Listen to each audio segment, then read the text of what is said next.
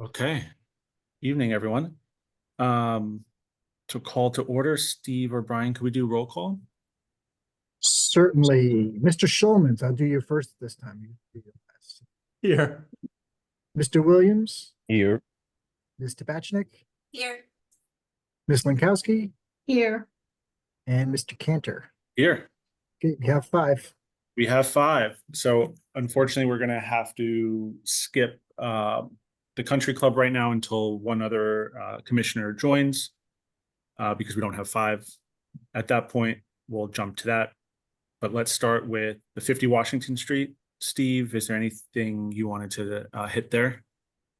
No, I think it's a pretty simple request. You do have Attorney Constantini. Oh, do we have the He's in the applicant attendance. here? We have to move him over.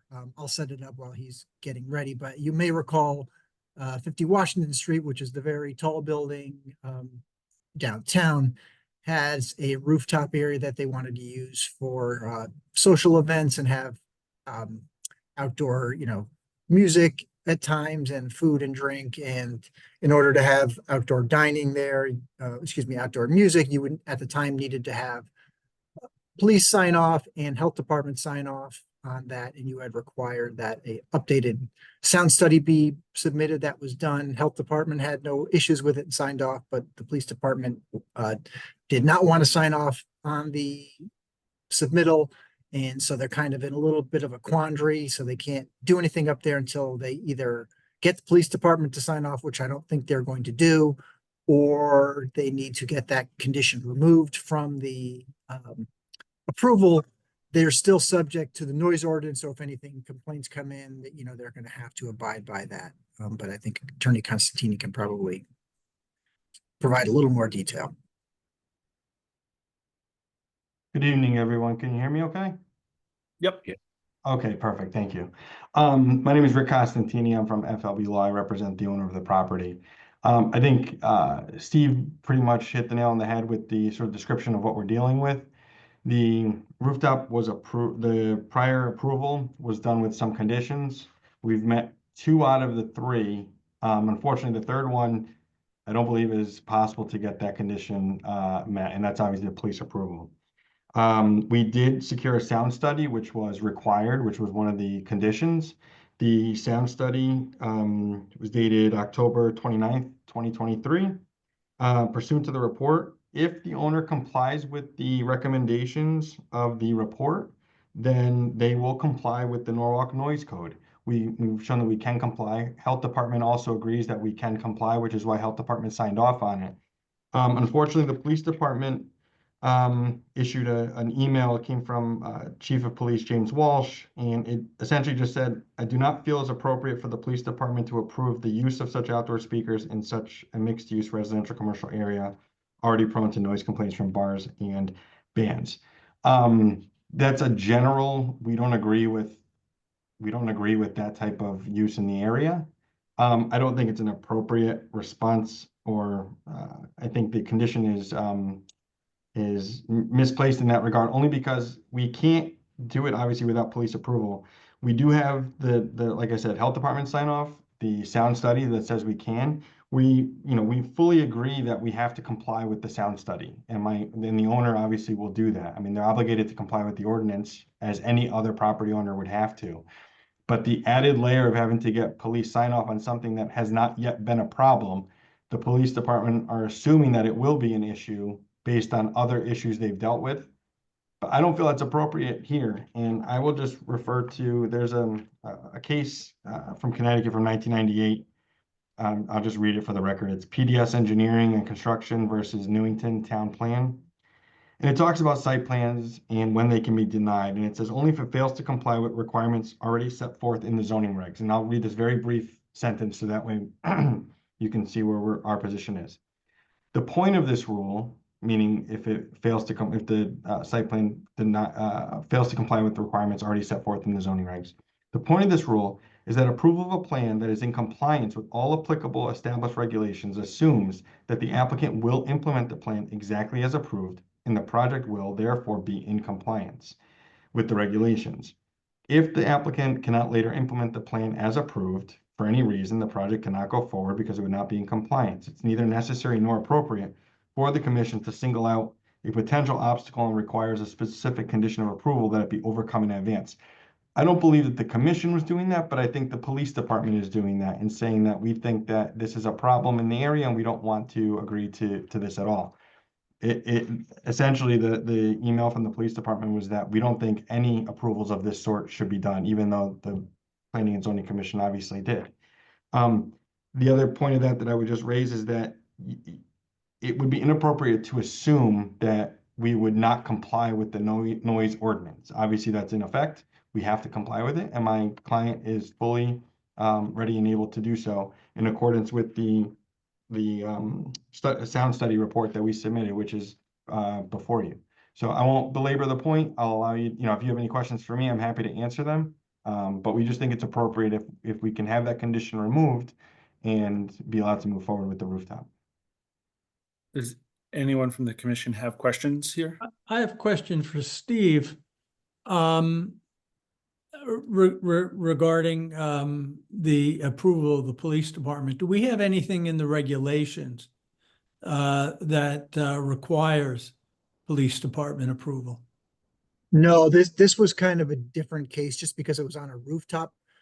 And you may recall when we redid the zoning regulations, we kind of pushed some of that off. Didn't think it was necessary a planning and zoning jurisdictional matter because we're not there to enforce violations of the noise ordinance. So, we don't have the ability to go out and measure for that. We don't have the noise meters or anything like that. That's all done by the police department. Prior approvals, let's say this was like an indoor ground level cafe, we would have never referred that to the police department or the health department. It's just because this was a unique circumstance that's why that condition was put on. And And it was put on like intentionally. We care, or the commission that did this cared about what the police department thought in this circumstance. I think, and Attorney Constantini started talking about this, is I think since the sound is outdoors, that area has had issues in the past with bars being noisy and complaints made. We just wanted to have extra, belts and suspenders on this to make sure that everybody was aware of what was going on, that there wouldn't be any, down the road concerns. They are caught. I agree between a rock and a hard place, just because they submitted a sound study that shows they're going to comply. And that's almost like any other approval for any kind of application. They submit plans that show are going to comply. It's up to them to, adhere to the recommendations and conditions within the sound study. So, I mean, if they don't, then they're in violation, and that would trigger an enforcement action, or the police would say you're in violation of the noise ordinance. So Steve, do you think that the commission should not have required the health department and the police sign off and just required a sound study as part of the site plan? Maybe All that matters is the result of the sound study. at the end of the day, but I think in hindsight, it may have been better to have them weigh in on that prior to the approval. Said, hey, we have this application going on. Here's a revised sound study. What are your thoughts? And maybe you could have made a decision at that point.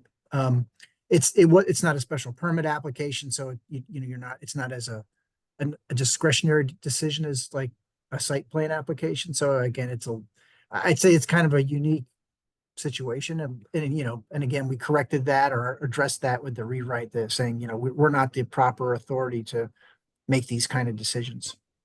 Right. I was looking at the correspondence. I have just like emails from both Chief Walsh and then Darren from the law office, and essentially they're saying the police department's taking no standing on the application. They're treating it as if there's a violation of the noise ordinance, then they'll enforce the noise ordinance.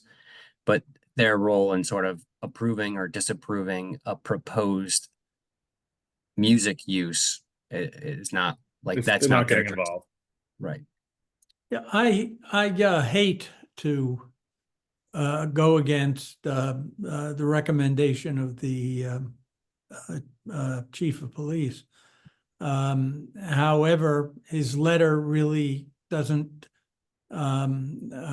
address the matter technically. So number one, I think we're free to make what we think is the best decision. And two, that being the case, I personally don't see any reason, even though I'm not particularly supportive of this, I don't see any reason not to approve it. I think I agree with you on that, Lou. On that case, does anyone have any other questions before we move to a motion? And no, I concur with Lou's sentiment and view on this as well. I just wish the chief would have joined us tonight so he could illustrate further the department's perspective on this. Okay. I have a That- question. Yeah, of course, Anna. In the sound study recommendation form, can we look at that and speak about that a little bit? If that could be pulled up on the screen.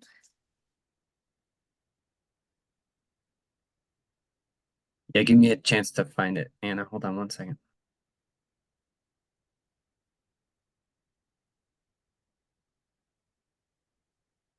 If it's easier, Brian, it was an exhibit to the letter I submitted. I submitted the report.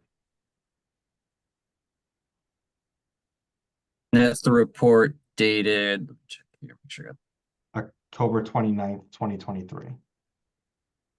So when the original approval was issued, we were asked to also get the sound study, which we then did thereafter. And is there a specific question that you? Yes, I'm Have- sorry, there's some background noise right now. No. It says low frequency rhythmic noise is normally perceived to be the most disturbing. It is possible that complaints will be made even if the noise code is strictly met because low frequencies will travel further. If possible, it would be advisable to XYZ. And I'm concerned about what I saw in Chief Walsh's email was not what Brian described. It seemed like he was specifically saying, I'm not comfortable approving this. He didn't say I'm not comfortable approving or disapproving. He just said, I'm not comfortable approving it, and this is why. And then it seems like this recommendation is saying in advance, we are aware that even if the noise code is complied with, we sort of anticipate complaints. And you should do this other thing. So if we do approve it, I mean, it seems like they should agree to do this other thing, but also this concerns me because it's saying even if they comply with the noise code, it seems like there will be complaints. So I just kind of wanted to raise that.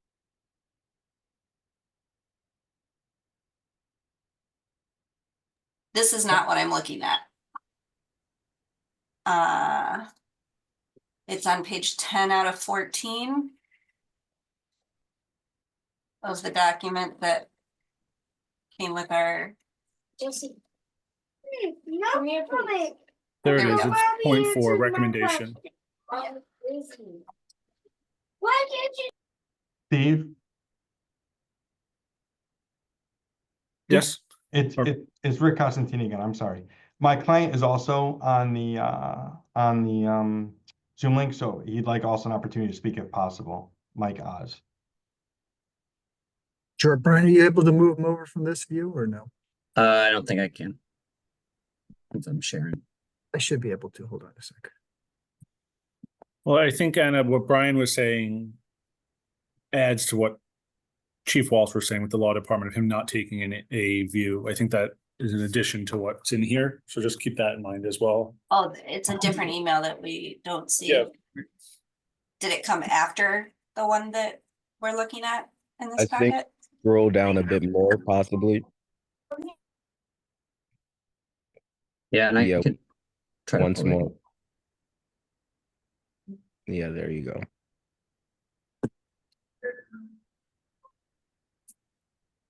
And can you? Yeah, so this in a bit. Perfect. This, to me, doesn't, what I heard from Brian, I don't remember the exact words, was like, I don't think we should be weighing in on this. I don't feel comfortable approving or disapproving. This isn't our role. That's how I Versus read this- the second paragraph. I don't feel that it's Yeah. appropriate for the police department to approve to use of such outdoor speakers in such mixed-use residential area, which is already prone to noise complaints. I read that as it's already allowed area. I'm not getting involved.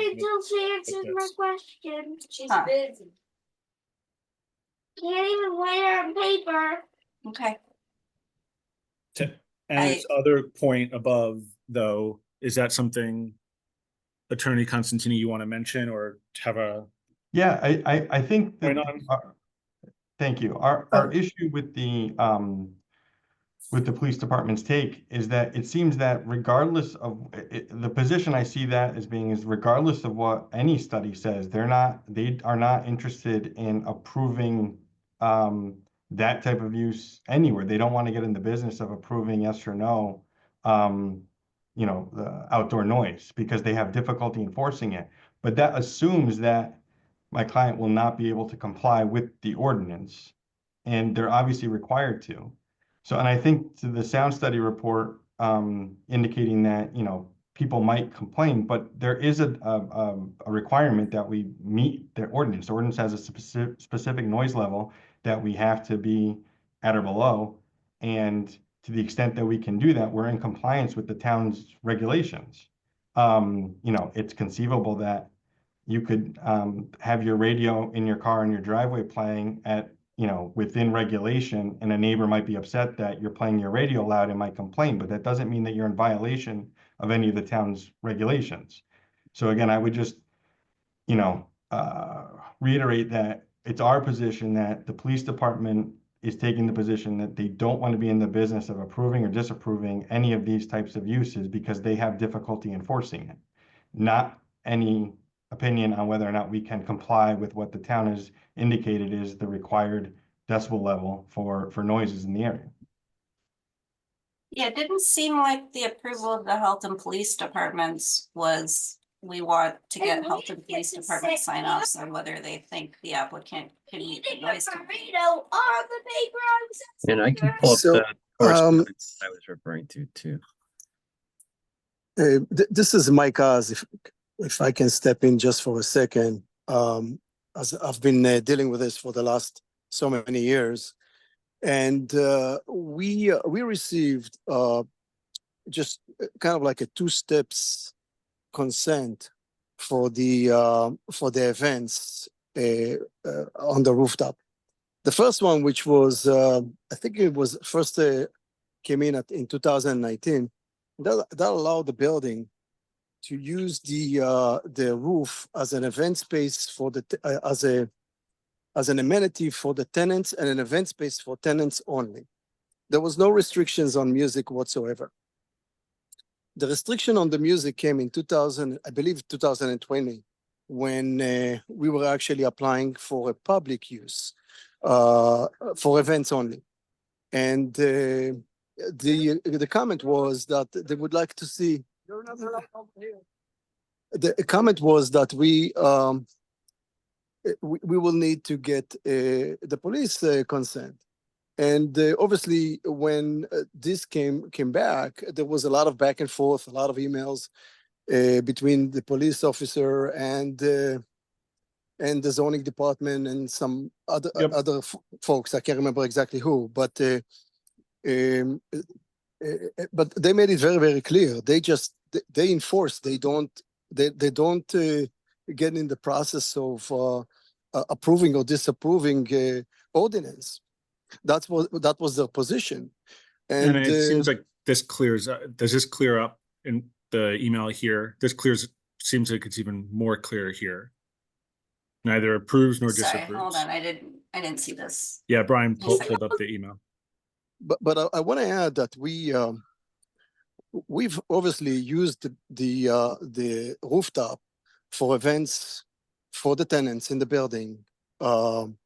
And I have to say that, look, we're very, very conscious ourselves. We don't want to have problems with anyone. We're not allowing any type of an event out there, just very specific ones. And we ourselves are very sensitive to that. And there is a way to make sure that the noise doesn't travel in the way you position the speakers, etc. And we've done that. We've done it before several times, and we never ever had complaints. And I don't think we will have complaints. And if there is a complaint for any reason, we will make a change. But I don't think there's going to be a complaint. I think that Thank the you. study is very thoughtful, was very careful in the way it was actually written.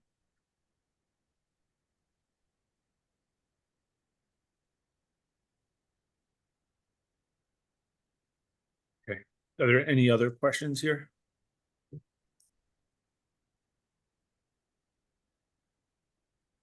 I think with that, is there a motion? I'll move that we approve. Do we have a second? Oh, Mr. Commissioner Williams moves to approve. Do we have a second? I'll second it. Commissioner Lankowski seconds. With that, let's go to a vote, I guess. Steve, Brian, I don't know if you want to just should we do roll here? It's your decision either way. Raise Let's your just hand. do a roll. Okay. Mr. Williams, and before I should do that, I know Mr. Bryce and Ms. Jordan Byron came kind of like They came midway, so I think we Midway? hold off. hold off. Sure. Yeah. Okay. Mr. Williams, Yes. My Yes, only sir. concern is that I just don't want to be additive to the noise issues that the residents in the area face. But yes, this does meet our standards. Ms. Lankowski, Yes. Ms. Tabachnik, What do you not understand? She can't answer. Yes.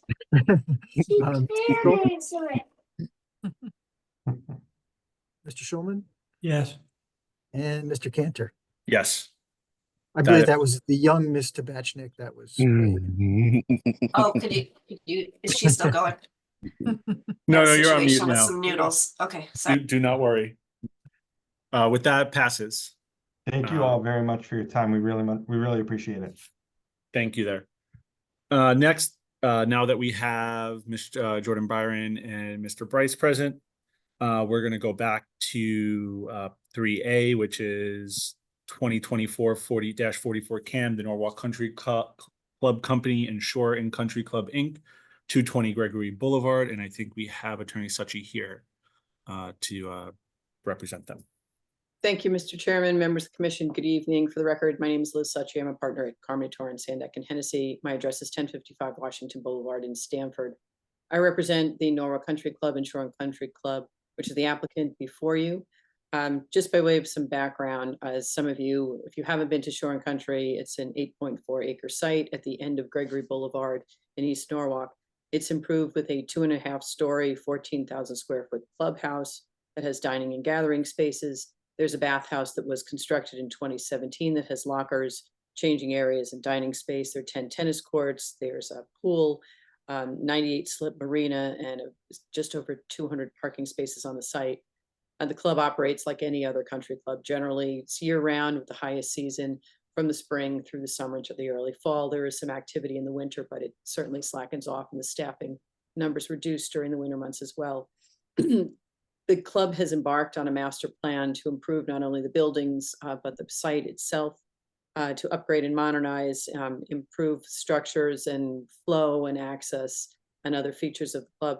The first that's before you this evening is a component part that deals strictly with the marina building, which is when you come into Shore and Country Club and if you were to make a left and go eastbound, it's all the way at the edge of the property adjacent to Charles Creek.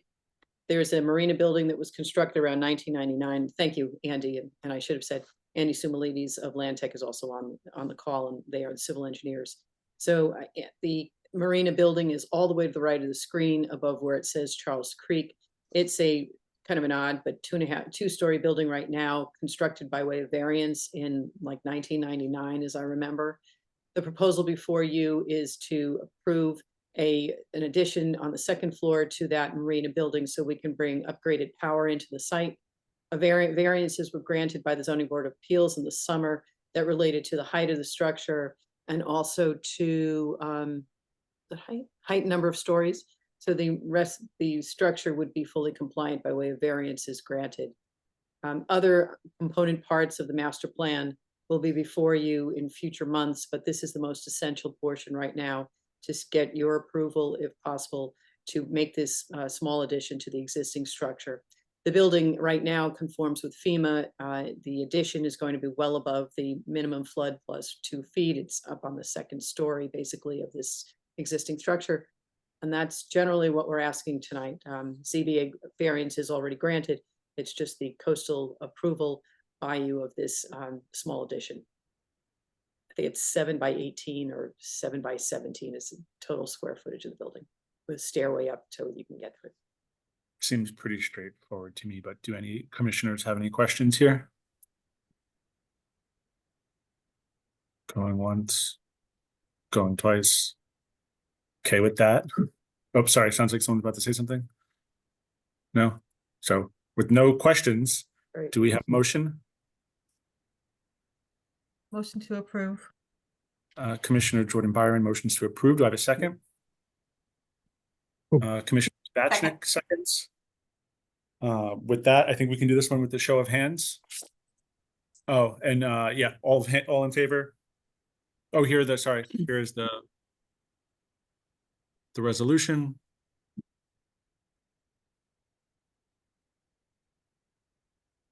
Nothing groundbreaking. Anybody have anything here? I'm gonna take silence to be, we're moving forward, so all in favor, let's do it with a show of hands. Raise your hand, please. 1, 2, As a reminder, Commissioner Lankowski recused herself. Thank you, Brian. So I think that's all 6. Motion pass. Is that everyone? Sorry, Darius, did you raise your hand? Okay, yeah. So no abstentions, no no's. We move. It passes Great. unanimously. Thank you for your time tonight. Appreciate it. Thank you. See y'all soon. Next we have number 2021-06 SPR G&T Norwalk LLC 93 Winford Street. Request for bond release. Steve or Brian, I don't know if you want to give the 1 minute here. Yeah, if you'll remember, for those of you who are on the commission, I think 3 or 4 years ago at this point, there was about a 11-unit multifamily development on Winfield Street in East Norwalk. It's since been approved and constructed and received its certificate of occupancy. So they, at this point, are requesting their bond to be released back to them. Anybody have any questions for staff here? Okay. I'll move approval. Thank you, Commissioner Schulman, for the motion for approval. Do we have a second? Commissioner Williams seconds. I will do this, I think, show of hands as well. All in favor can raise your hands. That's a unanimous vote passing this motion. So moving right along here to the public hearing item that we have, which is number 20453 SP 19 Willard Road LLC, Animal Care Center. Do we have someone from the applicant here? Looks like we have Ms. Dupois, if I said that correctly. Hello, yeah, Dupois. My great grandparents Americanized it. Fantastic. We'll turn it over to you to give the initial presentation. And if folks remember, obviously commission can ask questions throughout, then we'll pivot towards the public aspect of it after that. So, hello, I'm Miranda Dupois. I represent M&J LLC for the special permit for the Animal Care Center for 19 Willard Road. I do have a brief presentation for you guys. If I'm able to share my screen, will that work? Yeah, you should be able to. Let's see. Okay. So again, I represent Happy Cat Hotel and Spa. So firstly, a little bit about me. My husband and I are opening Happy Cat Hotel together. We have lived and worked in Norwalk for close to a decade now. I myself was born and raised in the Danbury area, Brookfield in particular. So I've been part of the Fairfield County community for a long time. We are cat lovers and we are looking forward to investing ourselves in the local business and cat communities. So first, what is Happy Cat Hotel? It is a luxury boarding, grooming, and spa facility. It is exclusively for cats. That is important. As much as I love dogs as well, this is not a doggy daycare. It's not a dog hotel. This is for cats. The plan or the lease we have is for 19 Willer Road, Norwalk. It's also important to know that Happy Cat Hotel is a franchise. The most local ones would be East Granby and South Windsor, Connecticut, and one last year opened in Scarsdale, New York, which is not that far from here. So the first thing to know is that it is not the same as a dog hotel. Most people, when they picture overnight dog hotels or boarding, they picture a sort of big open area with a dozen or so or more dogs running around. A cat hotel is very different. There are individual hotel rooms for cat or cat siblings. There's time for one-on-one enrichment activities. Each room has personal toys, food, litter, etc. And most importantly for zoning, there is no outside noise. The cat's meows will not permeate the thick concrete walls of 19 Willard Road. If you'd like to get some idea of what it looks like, I did include here a rough floor plan provided by the architect. As you can see, there's a bunch of adorable little rooms for cats. They would be in those rooms individually. I'm not taking people's cats and putting them in the arena. They are kept separate and safe. To give you some idea of what those hotels look like, these are images from the Scarsdale, New York hotel. This is Costa Rica Kitty. As you can see, there's cat shelves, toys, a little ramp there, cat beds. And it's a nice, decent sized space for a cat. It's definitely not the little 3x3x3 cage you'll see in other boarding places. This is a luxury and cat hotel. This one is Casablanca. Each room comes with its fun little cat pun. And then finally, Antarctica. As you can see, they're all themed, they have decor, and all of them are fully equipped for cats' needs. In terms of cleanliness, I know that's often a big concern when it comes to animal care centers. Happy Cats Hotel are as clean as the Ritz, and the cats make it easy. They're prim, they're proper, they use their litter box. There would only be one cat or perhaps a pair of siblings per room. Our housekeeping staff will be trained and will supervise a multi-point turnover disinfectant protocol anytime a cat leaves. The East Granby and South Windsor was told they're the cleanest facilities in the state per Connecticut Department of Agriculture. And again, most importantly, there's no noise, there's no smells, and there's no blight. There won't be dogs barking at 6 a.m. There won't be animals going to the bathroom outside. From a more technical standpoint, in terms of facility maintenance, we have commercial grade resilient sheet flooring, so it won't damage the building. Everything is waterproofed. We use a quaternary disinfectant protocol that is the same expectations for vets. We use an all-natural pine litter, compostable and BPA-free garbage bags, etc. Multiple times throughout the day. We will collect, bag, and remove the litter, and we just use standard trash collection. Happy Cat Hotel does not produce enough waste to use anything beyond just standard waste collection. In terms of zoning concerns, there is no changes to the exterior of the building. The use complies with the existing building density and bulk of the building. There's no changes to ingress and egress, etc. There is no anticipated impact to neighboring properties in terms of noise, odor, fumes, dust, or artificial lighting. Essentially, if you don't enter the cat hotel, you won't know cats are there. They're never outside. They're brought in their carriers and out in their carriers. It is enclosed within the building. Also, as a community member, I'd like to point out that I currently work alongside local rescues, fostering cats and kittens. I plan on dedicating one hotel room of my hotel exclusively for rescues, giving them essentially advertising and an opportunity to meet my clients. Other hotels have done so, and a number of cats have already found homes this way. So that's it in a very brief nutshell. Happy Cat is the world's greatest cat hotel. And if you have any questions for me, I am certainly happy to answer them. So let's see. I have a couple of questions. Okay. Two, you will be leasing the entire building, is that correct? No, so it's part of a complex. We would share the space with a dance studio and a CrossFit Westport, a gym. Okay, and they already have leases on the property? That's correct. Oh, Okay. I'm sorry, and a cabinet maker as well.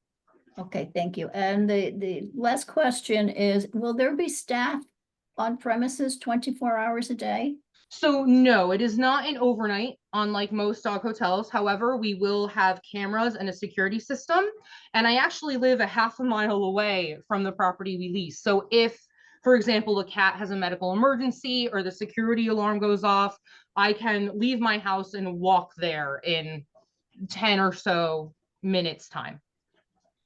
Okay, so the cats don't stay overnight, or they do stay overnight? The cats stay overnight. There will Okay. not be a human sleeping Okay. there, except in cases of, you know, medical need, etc. Okay, thank you. Thank you. Any other questions from other commissioners? I've only had dogs. I don't know cats very well. But is there much or any interaction between during the day, excuse me, between the staff and the cats? Yes. So as part of the package of renting a hotel room, we provide at least at minimum 30 minutes of enrichment activities, playtime, treats, pets.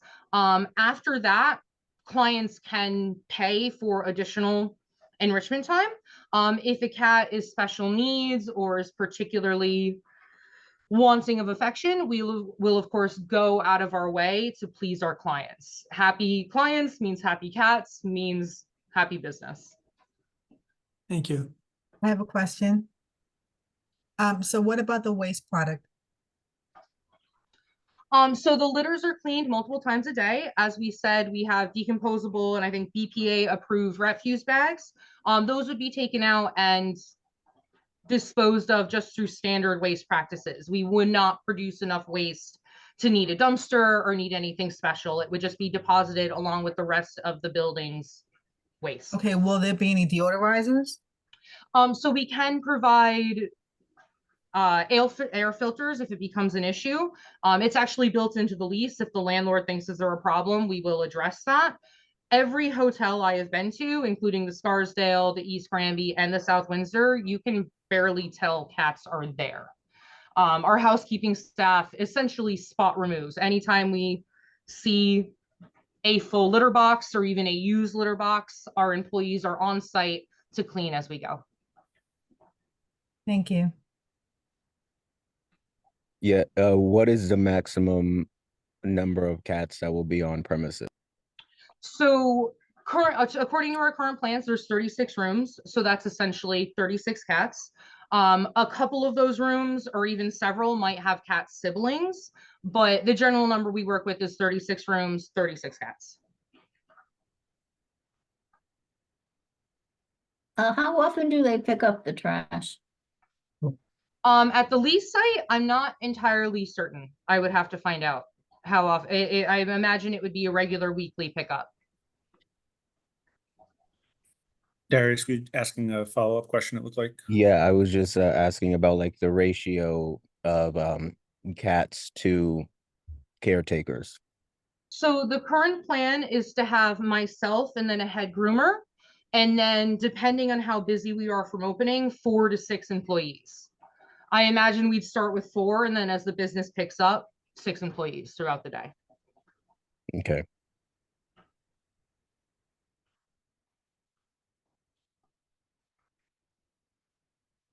Any other questions from other commissioners?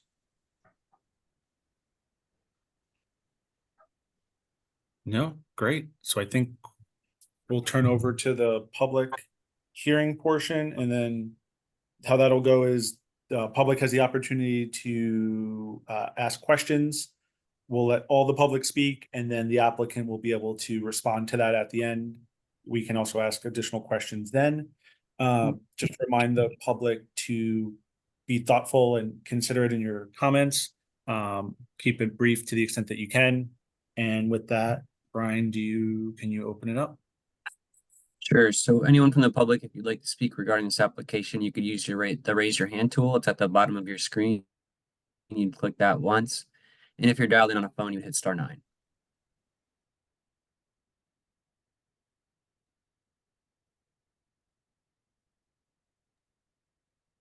Give it a few more seconds. Raise your hand tool. It's at the bottom of your screen. You would just click that once if you're interested in speaking.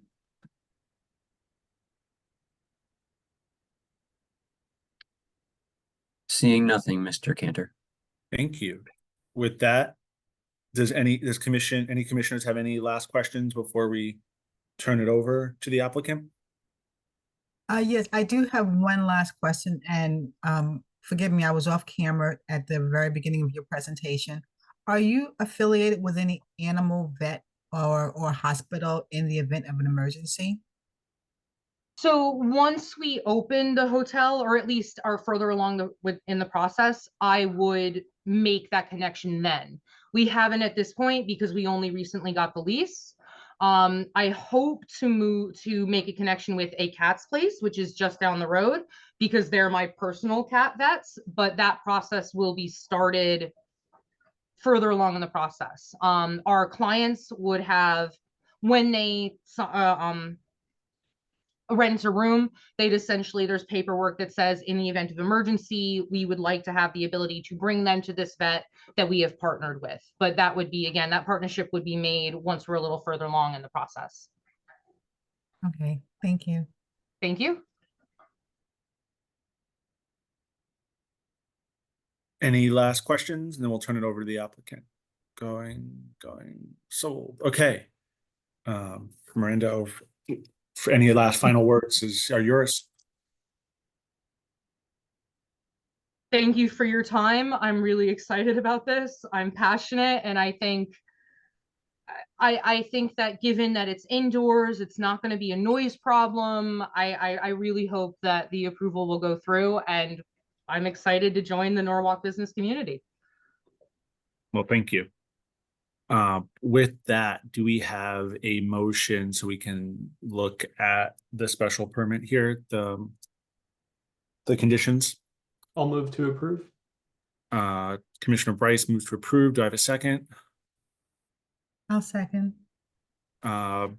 Commissioner Jordan Byron seconds. So with that, can we, Steve or Brian, bring up the conditions? And at this point, if anyone would like to add anything, speak now. And if there's any sort of comments that people have or concerns. What do we think about putting something in about assessing the need for some sort of air filtration system down the line? I thought that was already part of their lease. Or did I miss it? Yeah, it's Alright, part of their lease. That Okay. is built into the lease, correct? All right. So there's nothing we think we want to do on our end, though. Brian, Steve, I don't think so, but All right. Brian, Steve. Yeah, I'd prefer not, because then it's kind of, if a tenant comes in, if they're going to complain to planning and zoning about a neighbor, prefer to leave it between tenants. Yeah. All right. Sounds good. This seems pretty straightforward. Do anyone have any other comments to the conditions? No, seeing head shaking. Okay. With that, can we just do a quick roll, Steve or Brian? Sure. I guess the voting in favor of the motion, I'll start with Ms. Jordan Byron, Yes. Mr. Williams, Yes. Mr. Bryce, Yes. Ms. Lankowski, Yes. Ms. Tabachnik, Yes. Mr. Schulman, Yes. and Mr. Cantor. Yes. With It's that, unanimous. unanimous. Thank you very much. And best of luck with the Kitty Hotel. Sounds Thank exciting. you so much. Thank you. Good luck. Thank you. With that, I think that handles 3 and 4. Over to now the discussion amongst ourselves about the zoning revisions. I know staff has some comments to make, and then we'll go from there. Yeah, and Brian's gonna walk you through changes and things we got in last minute from the meeting. I'm then happy to go through other items that you guys wanted to bring up. The one I think will go a little bit out of order is leaving some of the changes around the CD2 and the 2-family zone items that we heard a lot about last week. Do that piece last, just because I think my guess is going to be the bulk of the conversation. So Brian, you want to pull up your revised memo and just walk through the items that have changed since the commission last looked at this. And I think, Steve, just to add to that, or Brian, before we go, the goal here is for us to determine if we want to move forward with referring these out tonight. That's sort of our own internal sort of benchmark, to assuming people can get comfortable enough to refer out. Obviously, we can continue to change and tweak, but just keep that in mind as sort of the goal here is for us to just say we're ready to move this forward to referral, and that kicks off the process to then have the public hearing and the acceptance meeting or denial. Sorry, Brian. All right. So what I did here, this is essentially the same memo that I had sent out before, but with changes and updates to it. And what I did is, as we'll go through, any place that you see a highlight is something that's changed since you've last seen it.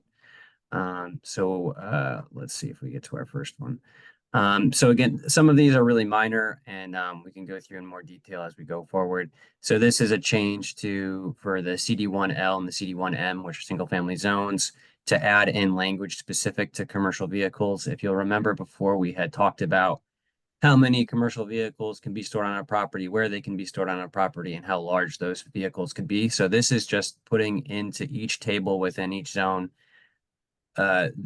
what those limitations are. So this is saying commercial vehicles are permitted to be parked on a property, and then the limitations will be later in the regulations, and those limitations will be listed. So it's similar to what we do with boats. It's similar to what we do with trailers. Same kind of regulation. So this is going from an all other vehicles, changing that to commercial. Right. So yes, here we're kind of like getting into each specific type of vehicle that. And do we have in there. a strong definition of commercial vehicles? I've heard from enforcement that maybe our prior definition was not as clear. Right. So what we did, and I can go to it now, it might be easier just to take a look, is what those limitations are, and then what the definition is.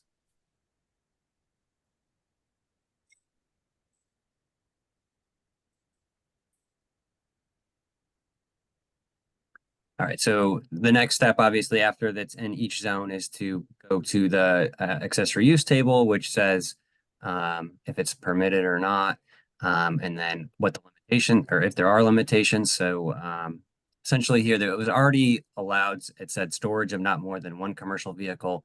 We were proposing to change that language to be storage of commercial vehicle with S in parentheses, and then it's going to list if it's permitted with limitations, not permitted, or a special permit use in the zone. So you see here, the single family zones would be permitted with limitations. And then what we do is we next go down to what those limitations are, which is here. So this is new language since we've last looked at this. So what this is saying is within essentially most of the residential and mixed use zones, that you cannot have more than one commercial vehicle stored on a property. It has to be stored in the rear yard only, which again is the front setback plus 20 feet. And then what it's going to do is it's going to state the size limitation of the commercial vehicle here. And I think that's to your point there, is that's change in the. That's a change, and that's signed off on essentially, that they can enforce that. Yeah, Yes. it's more, it's a definition. more accurate, More clear. yeah, more accurate depth, weight, criteria, I guess. Okay, so the no more than one has to be in the rear yard. Yeah. And so for people who don't have a place to put a vehicle in a rear yard or a way to put a vehicle in a rear yard, that one is now gonna be on the street. No, so that would also be, could also be a violation of, parking rules as well, so they might not be able to store that. And the other piece of that is you can have one, can only be in the rear yard, and then it can't be over a certain weight. So you're not, you can't put like a triaxle dump truck there, because even though you only have one, that may be too large of a vehicle to keep there. Does the term storage include parking, or does it preclude that and suggest that this is like longer term storage of a vehicle, for lack of a better word? I think it's inclusive of parking. That's what it's meant to. It's Okay. really, what this is meant to accommodate is if you are you're a plumber and you've got your work van and it's not over the weight limit, you drive that vehicle home and you drive it to work, but you have to park it in a certain spot so it's not, prominent and visible. So the plumber's work van would need to be in the rear. Right. And do we know if the plumber's work van could be parked on the street? I don't think, I'd have to double check, because I don't think you can park commercial vehicles on the street overnight, but I'd have to confirm that with the police. And that could also vary depending on the location too. We can confirm that. Yeah, if it's at all possible to sort of coordinate our requirements and definitions of things, which will ultimately be worked on through zoning enforcement, with how the police, or in the future, the parking authority, has rules on the street parking, so that, like, I would hate for this rule to push more commercial vehicles onto the street. And, I would just, whatever our current problems are, I'd like to sort of have some confidence that there's been coordination to ensure that that this will be an overall improvement. Yeah, I don't, so the prior regulations and our current regulations always limited it to one vehicle. Yeah. So the way we defined rear yard is a little different than it was before. And then the other change is the weight limitation or weight capacity of the vehicle itself.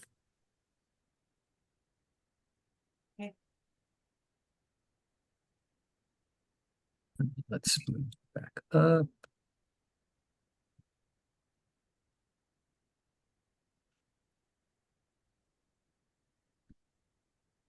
Okay, next was a change which is going to apply to both the CD1S, which is your smaller single family lot zone, and this will also end up applying to the 2-family zone.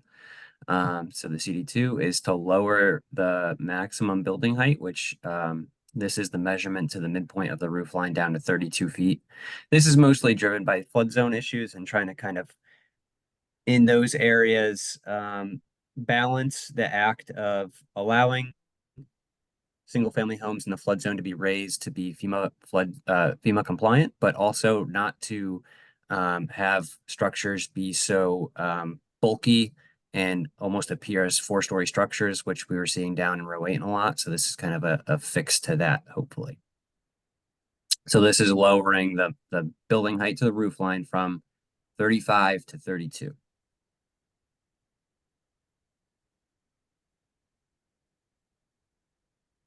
So same change that we just discussed, just in that for the CD2.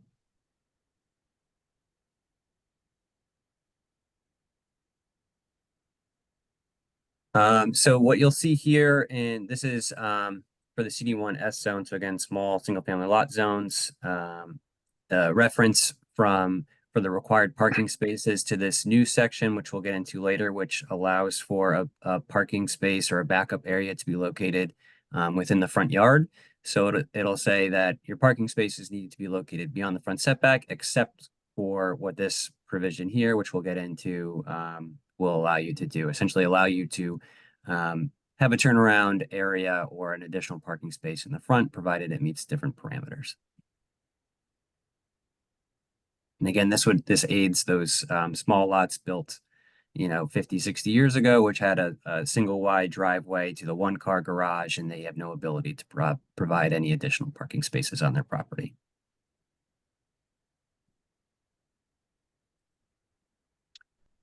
I think I should have highlighted this. This is essentially saying the same type of same reference to that section.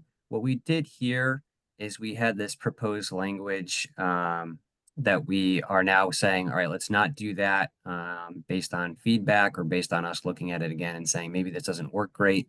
So we had proposed this language originally, and we're saying we don't think this is necessary at this point anymore. And then one thing that you're going to see in each of the zones is we had originally said you have a maximum driveway width of 10 feet, and that's within 20 feet of your frontage. And then when you get beyond that, you can go to a maximum of 20-foot driveway. The issue that we were thinking of with that is if you are you have a 3-car garage, and we're saying you can only have a 20-foot wide driveway. Technically, your driveway can't be wide enough to accommodate the 3-car garage. So what we're saying is when you get beyond that first 20 feet, we aren't going to tell you how wide your driveway can be. It's going to end up being governed by your impervious surface coverage. So once you get beyond that 20 feet from your front property line, we aren't going to regulate how wide your driveway can be anymore. And again, this would also help in the 2-family zone when you do have to provide 4 parking spaces, that you could actually have a driveway wide enough to accommodate that.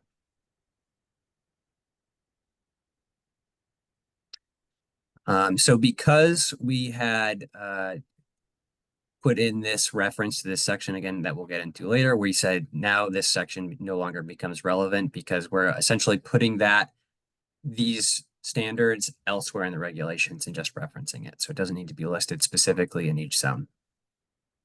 Thanks for the simplification. That was one piece of feedback I remember from. Thank you. So this is for the 2-family zone. So what we are trying to accommodate, and actually Steve said we'll do this later. Let's get to this later. This probably takes some discussion, so we'll skip that. Again, 2-family zone that we'll get into later. More 2-family stuff we'll get into later. This was one for the mixed use zones mostly. It's about window alignment, and the regulations say upper floor windows have to be aligned with those on the first floor. This regulation is a little tricky because we don't know what does that alignment mean. It needs to be directly in the center of, does it need to directly mimic the first floor windows? And then as architects were showing different drawings, we think there should be a little bit more flexibility given to developments that are, might have the windows aligned only on the left side, or they might have them only aligned on the right side, but generally to provide some flexibility for those folks when they come in with their projects. The window trim, this one, if you'll remember for the Isaac Street application, they were running into some issues with the 4-inch trim requirement. I believe the standard that their architect reference was 3.5 inches. So we are proposing to lower that back down to 3, so that they can actually provide trim that is industry standard.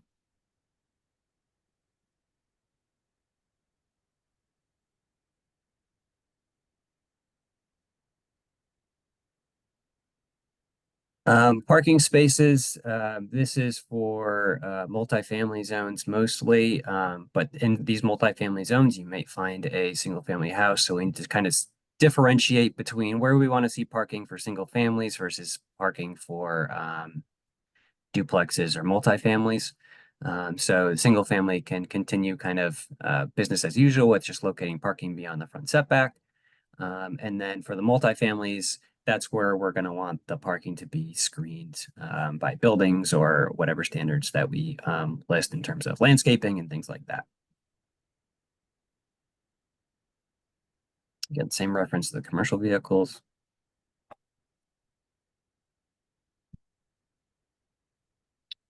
This one is in the CD4 zone. This is just a quick change. If you're on a corner lot in the CD4 zone, you have a 0-foot minimum setback and a 12-foot maximum setback. But the secondary frontage, which is like the side street in most circumstances, had a more restrictive setback, meaning it could only be 5 feet max from the property line. So we're proposing just to have that mimic the same as the principal frontage. So it just gives them the flexibility to set the building back further from the street.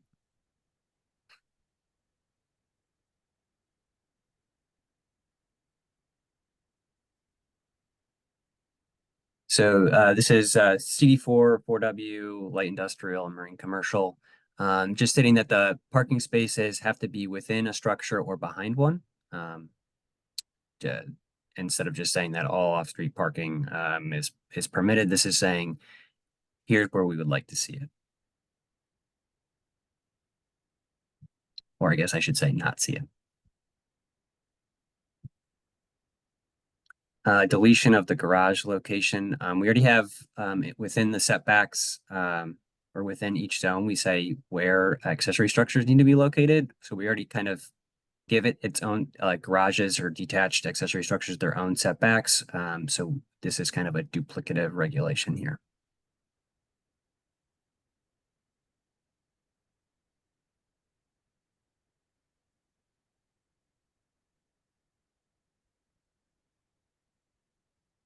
This regulation is regarding both for corner lots and driveways on typical interior lots of a street that within so close to the street, you can't have landscaping, fences, or things like that that could potentially block the view of you leaving the driveway, of a car seeing you leave the driveway, or on corner lots, the ability to see on that corner.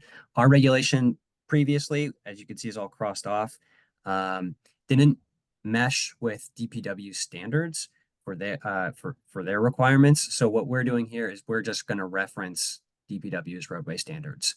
So if you have whatever you want to put within that distance of the street, just check with DPW. If they approve it, then it's approved by zoning.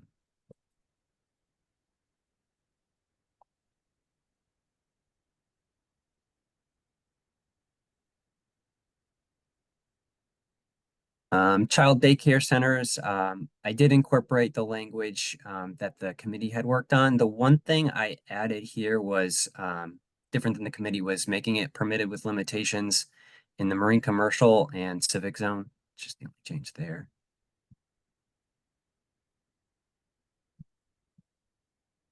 Waterfront clubs, this was in a separate memo. It's not necessarily new to you guys, but it's new to this iteration of a memo. So this is just going into the use table and how we're going to propose to permit waterfront clubs.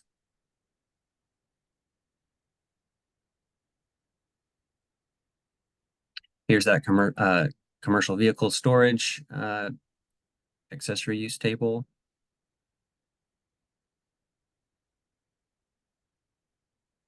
This is for ADUs. This was based on feedback about the prohibition on, I think it was prefabbed ADUs where they're constructed offsite and then brought to the property. I don't believe it was our intent to say you couldn't do that. So we're just kind of trying to make the language say that that's not prohibited. And the portability Thank that would be covered by travel trailers, right? That would cover the portability piece that was concern that was raised, right?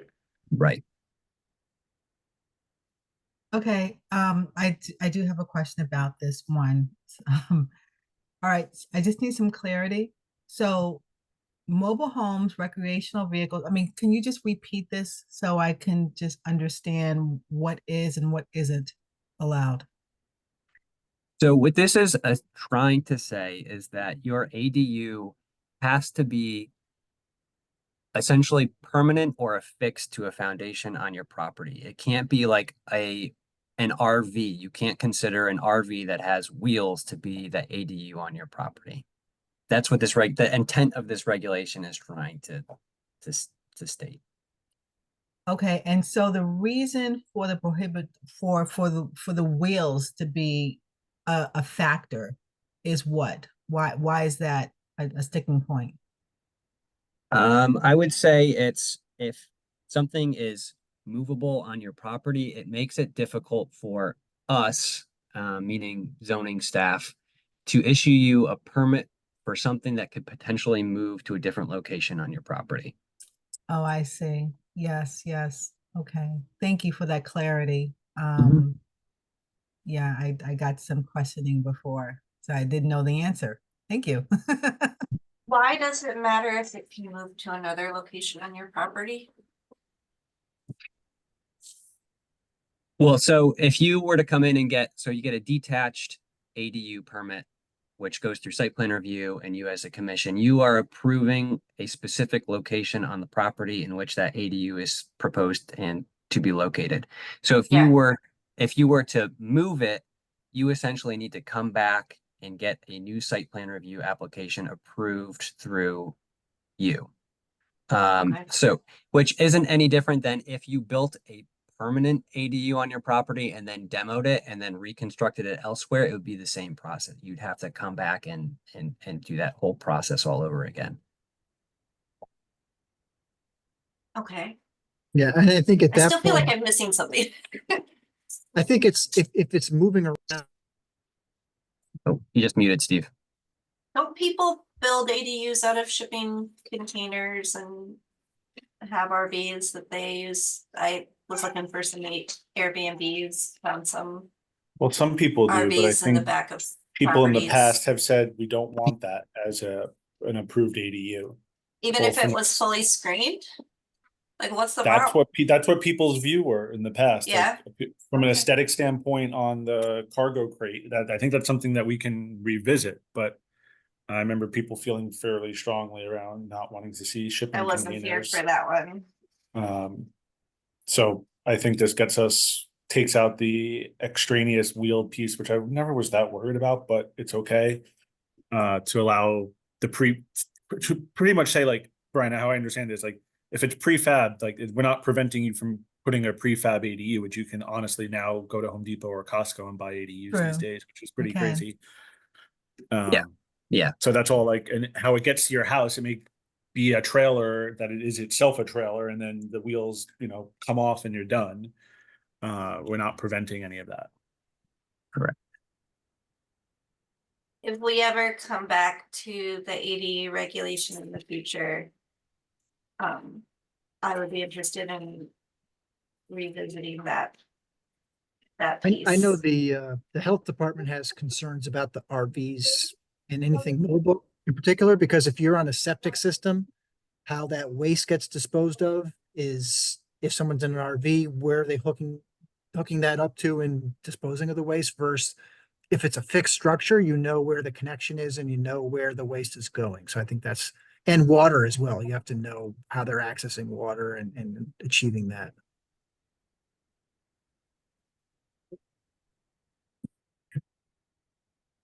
Thank you. Thank you. I'll flag this. I didn't highlight it because this part didn't change, but I did modify the definition for boats and ships, hopefully to give a size limitation, just so that we have something to measure. So, okay, I'm just gonna go back to the ADU issue one more time, because boats are on trailers and trailers do have wheels.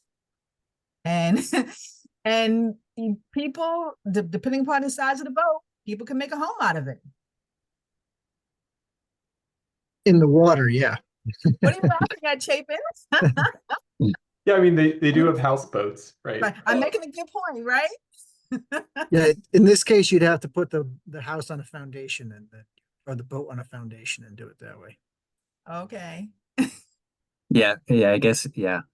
Yeah, if you're in a houseboat, I think you're out of our jurisdiction anyway, so. Got it.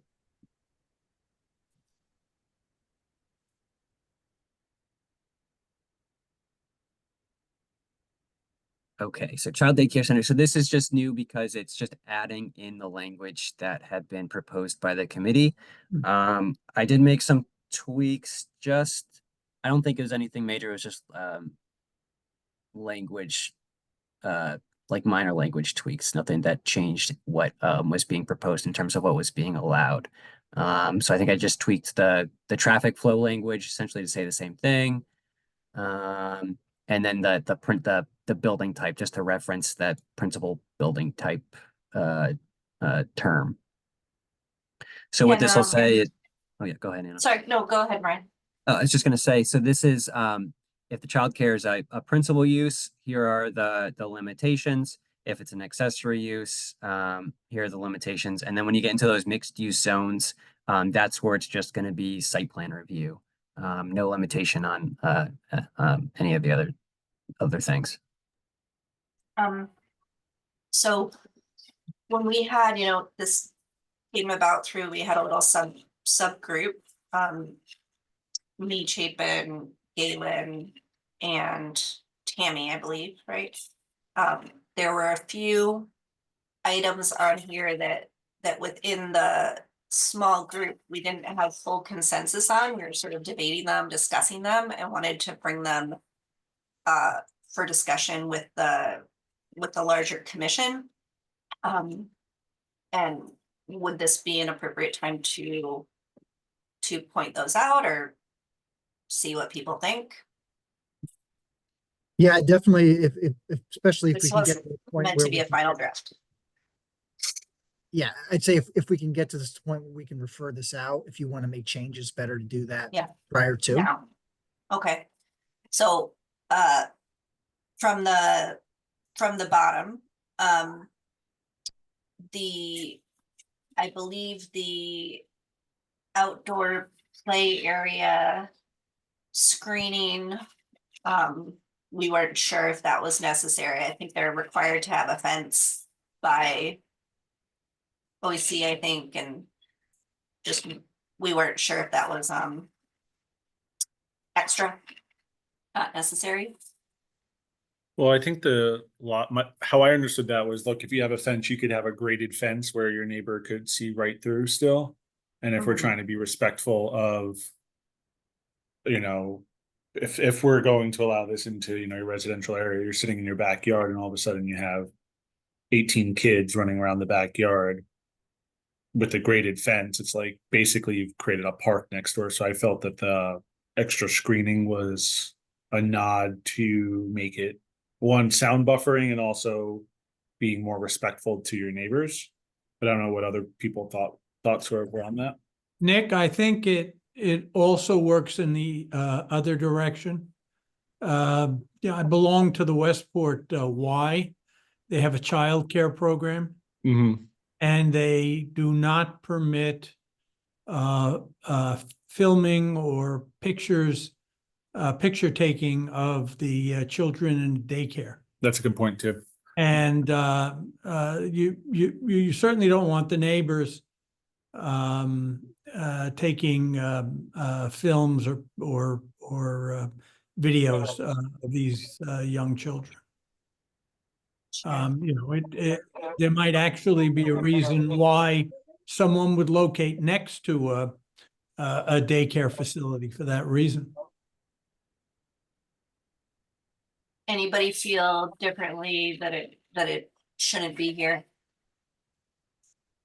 I just think you need to use your discretion too, since this is a special permit and we're saying that, so someone's gonna come in and potentially want to do this and they'll have to do landscape buffers or screening. At some point, if the special, where you guys end up going with it becomes too, like if you're saying we want to see X amount of trees planted in the backyard, that's going to be a pretty big expense that I don't know that they'd be able to take on as part of their approval. So you just have to have good discretion in terms of things like that. On the note of discretion, something I've been going back and forth on is, does it make sense to update item 6 here of like the outdoor play hour area shall be sufficiently screened? And I worry about the word sufficiently being a weasel word for that discretion and not making it clear to the applicant like what they actually need to do, like what is sufficient, but also giving us the ability to like make a determination that it is like screened, based on, the various site that it's being planned for.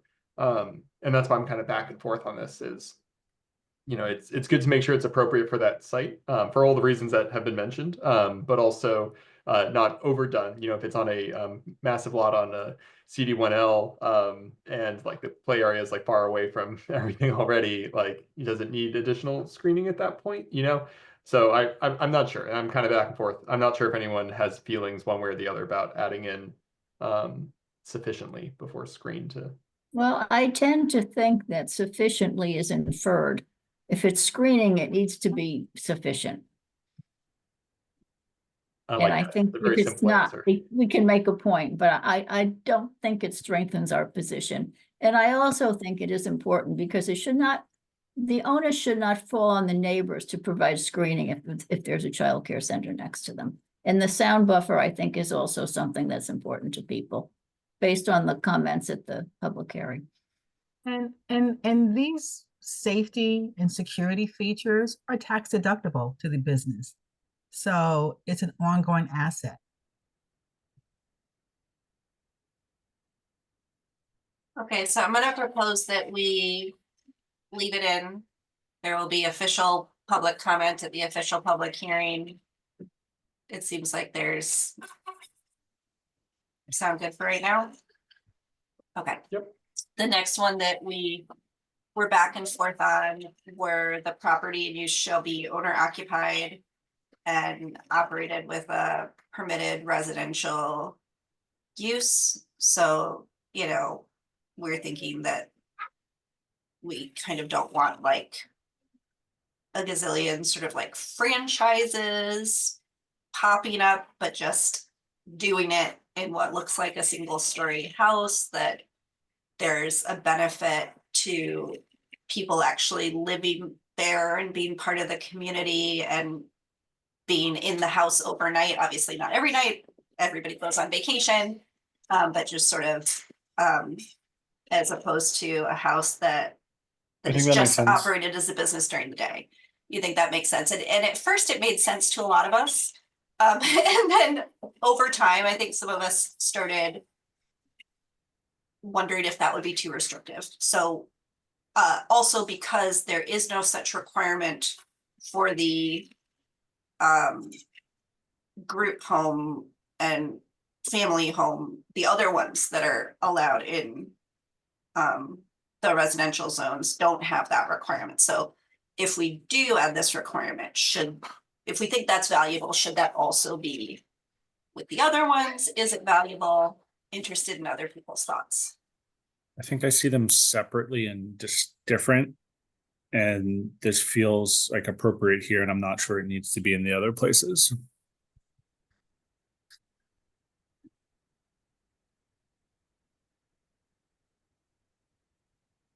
Yeah, I wanted this one included because I was worried about it, to the points Anna was making about, and also worried about it leading to, somebody coming in with a franchise and like buying out houses in the area, and then the house being empty through the night. It'd be much better if somebody could actually use the house.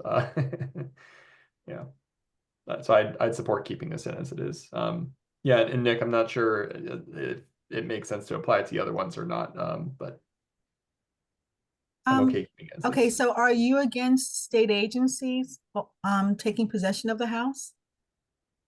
Can you expand on that more? I'm not familiar with that. Yeah, like an adult group home, it's a house within a neighborhood, but Oh, it's sure. owned by the state and is operated by the state, and they have employees who come in and care for the individuals there. That's why we're saying not but- add that to the group home, Yeah. like not touch the group home definition, JJ. This is just for the daycare. Well, there's Yes. two actual different groups. So just in terms of terminologies, I was talking about the group daycares, which is the 6 to 12 kids. Right. right, don't have the requirements. I think what you're talking about, JJ, is adult group homes, which are sometimes operated by the state. They are residential, the Mhm. individuals actually live there, and there's usually overnight staff, so what we're Right. talking about is the operation of what is primarily 99% of the time just a daytime business. Owned by, And do we owned by a family who owned owns by, it and well, lives there. that's, well, Or doesn't an necessarily individual. have to be, unless we sort of state that here, that it's owner occupied. So, so for example, if we didn't have this requirement, you could have somebody that has an owner occupied house that's a family daycare or a group or a center, depending on the size of the child. And then they decide, I'd like to sort of expand and I'm gonna buy another house, operate as a center, but obviously I'm not going to live there because I live here. Right? This would preclude that. At the same time, I think some of us felt, there's a lot of benefits to homes in a residential neighborhood being used as homes. I don't know. I'm kind of like in the middle on that. On the one hand, I can understand the emotional nature of that, wanting, it to be owner occupied, owned by family who lives there. But your example of if I want to invest in another property and open up another, center in another neighborhood, we are putting the kibosh on that. So that's free enterprise. Why are we against that?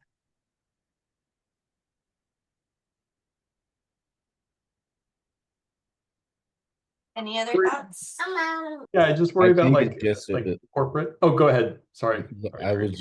I think it kind of comes down to a more of a philosophical view on it, on what you believe the best use of the land should be for a residential neighborhood.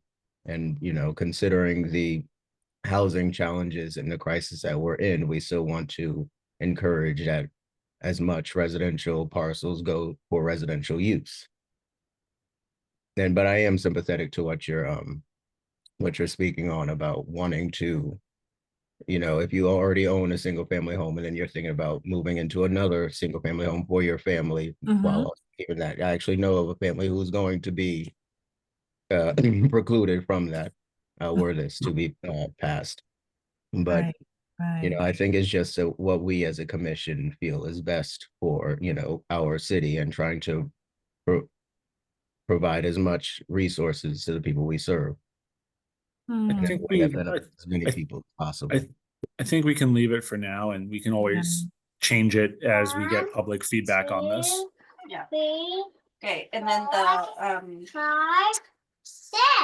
for just the question in terms of traffic flow was because the special permit requirement itself requires that traffic flow and operations not be a problem. Is that duplicative or unnecessary to call that out there, because it is we can deny a special permit because of traffic and this type of thing anyway? Does it have to be called out? That was the question. Brian, Steve, do you guys have a view on that? I think the traffic is like an important piece of this, just because I've seen some of these daycares open up on busy roads, and it gives me a lot of agita thinking, oh my God, we're gonna, have a rush at a particular time. People are gonna be parked on a busy road coming in and out with their kids. Like, I have safety concerns. So I'm glad, I'm getting more comfortable with it being a special permit. But curious, staff, do you guys have a view there, whether it's in the special permit criteria? Yeah, and Brian will chime in if you have any additional thoughts or think differently. I think my opinion is it doesn't hurt to put it in. I think you could address that as part of the, if you traffic review or a peer review, if it got to that point for the special permit. But I don't think it's bad to put it in there, because I think what you're saying is if you put it in there is we recognize that this is a unique use that could be in a residential zone. And we want to make sure that these particular items like drop off and pick up and how that's going to get handled are addressed on this particular property. Thank you. Anybody want to argue term of it, or are we good to move on? I'd move on. Okay, so the biggest one was number one, max occupancy. So again, the idea of a center, according to OEC, is that it's just anything above 13. They will license, and there are natural occupancy restrictions because you have to have at least, I think, 35 square feet of usable indoor space per child and a certain amount of outdoor space. You have to have staffing requirements. So the number of children ultimately gets determined by the size of the house and the property and the ability to staff it. So the thing that we were debating was whether it makes sense to limit that number to 15, 18, 24, 36, or no limit at all, zoning wise, and allow the limit to be determined by the size of the property and the ability to staff it. And sort of the pluses and minuses of that. And we were curious to get other people's thoughts on. Is this what the state agency says? The state agency says that anything, when we're talking about a center, it's 13 or higher. And the occupancy is determined by the size of the usable space in the property, the size of the outdoor play area, and the ability to have enough staff. You're required to have a certain number of staff per student. So the state agency decides what will be licensed. In the case of a center, zoning can sort of set a limit on it. So if somebody has a house that could fit, that's the problem we have now. There are people who have houses that can fit 13 kids, 14 kids, whoever. The state would be fine with letting them fit that. They have the space, they have enough staff. But because our zoning rules are set up the way they are, they can't. And we don't want that. At the same time, is there a benefit to limiting it to, say, 18 to start? Because the idea of it being unlimited for zoning might sound a little scary to some people, even though it does have it has natural capacity limitation, right, that I've talked about. I think it's sort of like scares the people. ADU. It's like the ADU thing. Like, do you start small or do you start big? And I think measured is smart here because in addition to drop off, right, you have to deal with parking of staff and things like that, which is going to be a natural control potentially here. But at the same time, I think let's see what happens. I go back and forth on this, but I sort of think like this is a big step if we go forward with this. So let's see how it goes with this. And again, like, God forbid something go, I just don't want anything to go wrong with kids and parking and drop off and some accident happens because people are just busy in the morning and just being human. So I would be in favor of capping it. 18 seems fine for now. I'm a little concerned that may be too high, but I'm fine with it for now. Yeah, I'm concerned that might be too high as well. But I think we can start here and get people's feedback and go from there, like get the public feedback and go from there. And again, I'll just add, it would only possibly get to that max if the house and the property itself and the staffing could actually accommodate. Totally. Right, and who's going to make that determination? The Office of Early Childhood. And they're the ones who's going to enforce it. They already do. Okay. Yes, this already happens with every daycare center. They come in, they look at the size, and they say, you can have this many kids as long as you have this many staff. It's about whether there's an additional sort of cap from zoning on that. Darius, I think, were you gonna say something? No, you just kind of touched on it, and it's not dissimilar to my question with the the Willard application about the cats and how much staff would be there to care for the cats. You know, about having a set of metrics and ratios. So determine the space the staff needed and, you know, who would be cared for. And I- on number, oh, sorry, Dana, go ahead. No, I was gonna say, I looked at the state licensing regulations and the bar is very high. So I think this will probably become a moot point, but I think it will give people who have a concern some level of comfort that might be important in passing the whole concept. Agreed. And do we need to, for number 3, do we need to say that's Monday through Friday? Or is that? No, I think capping it, okay, so if you're gonna do this, and put it within a framework of a neighborhood, you know, Monday through Friday makes sense, but when you think about childcare, not everybody works 9 to 5, Monday through Friday. That's fair. That's fair. Steve, you've had your hand. Steve, you have your hands up. up. Yeah, just, I think, you know, even though you're allowing up to 18, doesn't mean you have to approve 18 if someone proposes it, because you might look at the specifics. A lot might be very narrow. They may not have the right parking capacity or something for 18. You might say, sorry, the site's just not big enough for 18. 14 is the Right. right number based on trips and analysis. So that's another trigger. Just because someone can ask for it doesn't mean they have to get that. And are there other points you wanted to raise here, or are we good to Those move on? were, those were them. So thank you. We appreciate it.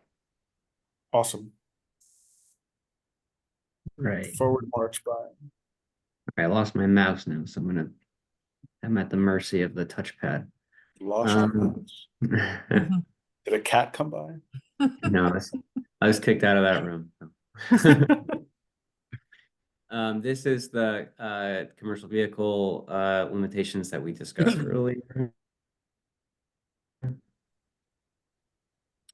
This is waterfront clubs. These are the actual limitations that we're proposing to place on them. Again, this isn't necessarily new to you guys. It was in a separate memo, but it is due to like the red line edits.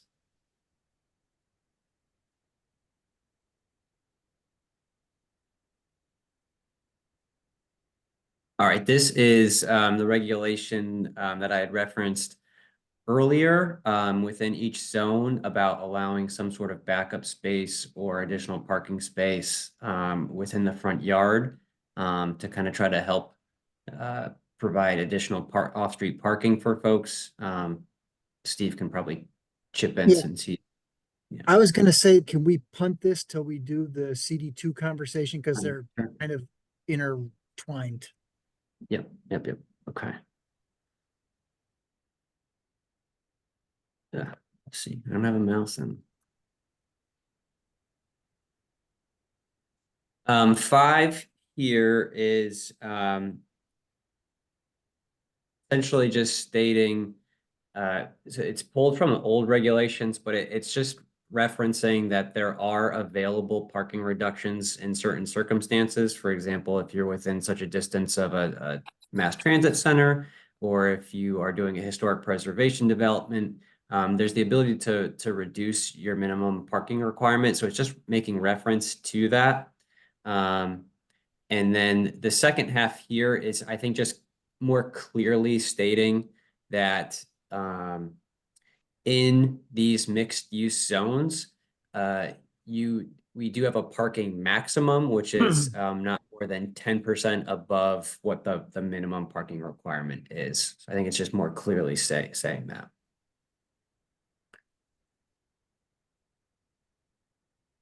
And then this language here for 7 was pulled from the old regulations. Mixed use developments under the old regulations were given sort of 2 different parking metrics. They do 2 calculations. One is if they're doing a mixed use development that includes residential, what they would do is they would do a calculation of how many parking spaces they would need if it was parked at 1.3 spaces per unit. And then they would do one parked at 1 space per unit plus whatever commercial space they were providing. And what they would do is they would provide the greater of those 2 calculations. So we're just reinstating that from the old regulations.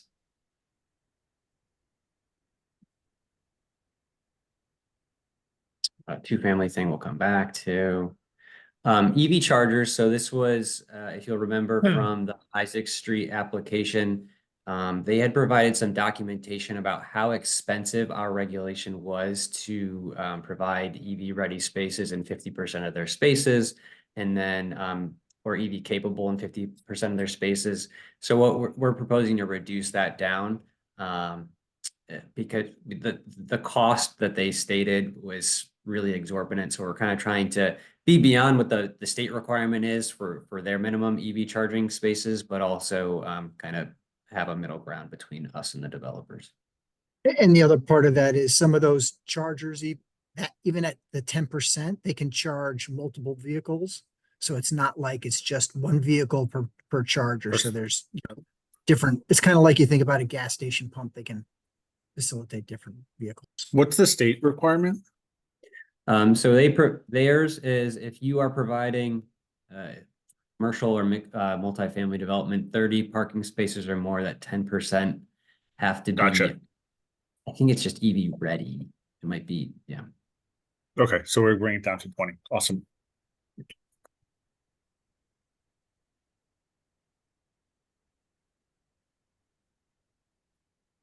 I don't see any yellow. Yep. So just that we're deleting this because we have text that replaces this. Yeah, we might be deleting that, right? Might be. Might be. Two-family that we'll come back to. And then this is additional language that if you are a single-family house located on one of these more busy streets, so an arterial or a collector, which are could be busier streets, then we're actually going to require you to provide some sort of turnaround space so that you are not backing directly onto the street.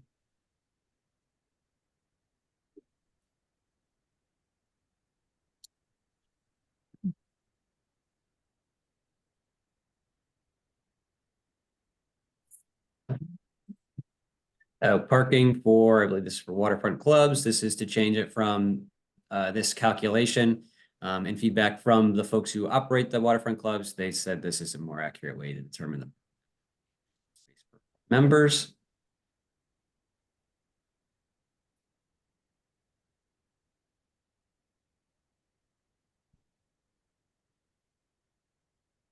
Roll, geez, that was before. So Brian, just one question about the members. Is that member families, not individual members, I would think? Maybe we should clarify that. Sure. I'll make a note of that. As written, it would be per member. So it would, yeah, if you are each individual member, every 4 would be 1 parking space. They count membership by families, so I think it should be families. Okay. This is new. This is for vehicular circulation plans.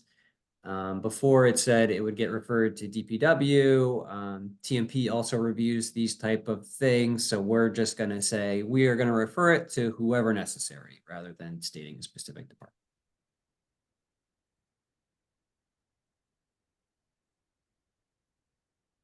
Is it an issue to explicitly say that their recommendations are non-binding? Like, could that open up for litigation that if we include a certain condition or reference their letter as one of our conditions, could that open up litigation where a developer may not be required to adhere to some condition that we want to apply based on one of these recommendations? Yeah, we'll take a look at that one because I thought that second part as long as I thought that was getting deleted as well, but we'll confirm that. Cool. Okay. I just want to make sure we're not weakening our ability to leverage staff recommendations. So Gotcha.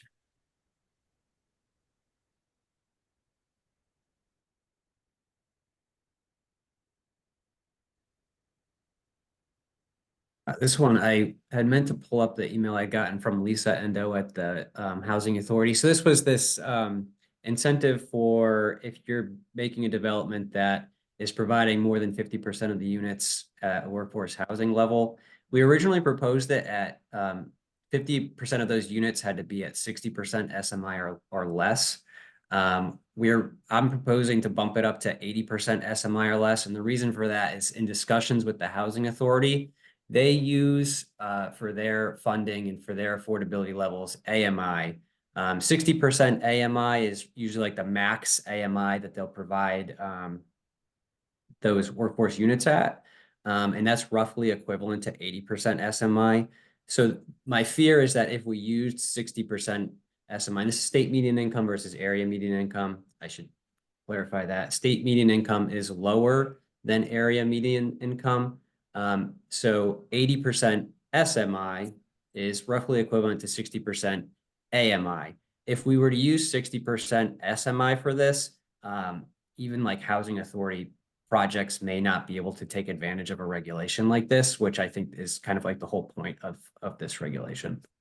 Yeah, and the grants and funding, a lot of the funding that the Housing Authority receives for these type of projects is based off area median income, because the federal programs, everything is based off area median incomes, not a individual state median income. So should we just say 60% AMI?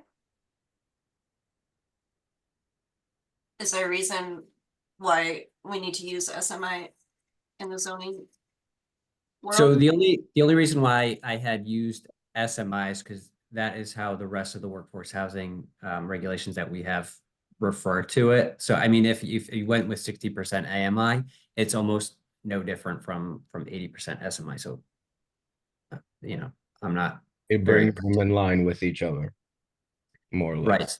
Right. Brian, So- is the relationship going to continue to hold as AMI and SMI change? Can we be assured that 80% SMI is going to always equal 60% AMI? No, so so AMI is much more localized to Fairfield County, more specifically to the Bridgeport, Stamford, Norwalk metro area. So if for whatever reason the AMI of this area goes up, but the rest of the state goes down, then those could fluctuate. So yeah, there's that guarantee is not there. I know 830G is calculated based on SMI. And so that might be a reason to keep our things in line with SMI. But I just want to, like, if there's not a good reason to keep it, I think it's cleaner to just say what we're trying to hit. And then when we change the other workforce housing and deeply affordable rights in response to the results of the study, those could all flip to AMI at that point as well. Could we say at 80% SMI or 60% AMI and include both? That way we can guard against if they fluctuate in a different ratio from one another in the future. Just say whichever is less, if you want to go that way. It's a good idea. Boom. Shape and splitting the baby.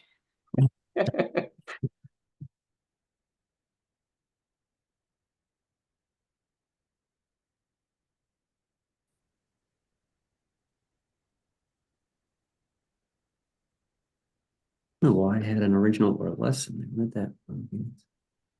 Oh, You need a comma and a space, yeah. Perfection. I love this edition. All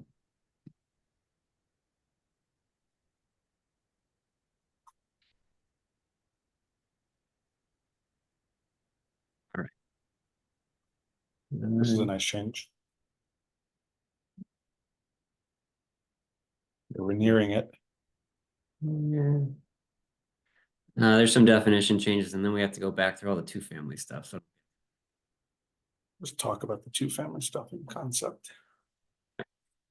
this is a change. This was things that you are not allowed to ask for a variance for. We're proposing to delete lot or building site width and extension of a non-conforming use. So these would be things that you now could again ask for a variance of, and we're still saying you cannot ask for a variance of uses, and you cannot ask for variance for signs. So those are the only two you cannot ask a variance for? Is it A and F? Yeah, So you can get a variance for B, C, D, E, G, and H. yeah, B is kind of Okay, moot anyways, because we don't use that as a metric anymore. oh, that's fine. And if they wanted to change A or F, they would come to us with a zoning amendment, presumably, right? If they wanted something. Yeah, that's what they have to do. Yeah. Okay. Okay. So here's the boat definition that changed. So a boat would be a watercraft that's less than 26 feet in length. I did do some research on this and found that there's different classes to boats, and it seems to me that a 26-foot long boat is essentially the biggest boat you would expect a typical homeowner to have, or wouldn't want them to park anything bigger in their driveway. I'm sad we don't get your boat presentation, but I try to look at my neighbor's boat and be like, yeah, I don't think I want anything bigger than that next to me. This one was brought on by the Rowayton group. So this was really clarification on when you are changing your grade. So what ultimately becomes the finished grade, meaning you're adding fill to raise up your property. We are going to measure the height of your structure, and for mostly single family housing in this case, to be no more than 3 feet above what your existing grade was. So if you add 4 feet of fill to your property, you can do that, but we are not going to start measuring from that additional 4th foot. We're going to go back down to that 3rd additional foot and go measuring from there. So that's an old regulation that we're bringing forward. And then this language kind of just clears up any confusion that was a result of what's proposed to get deleted here.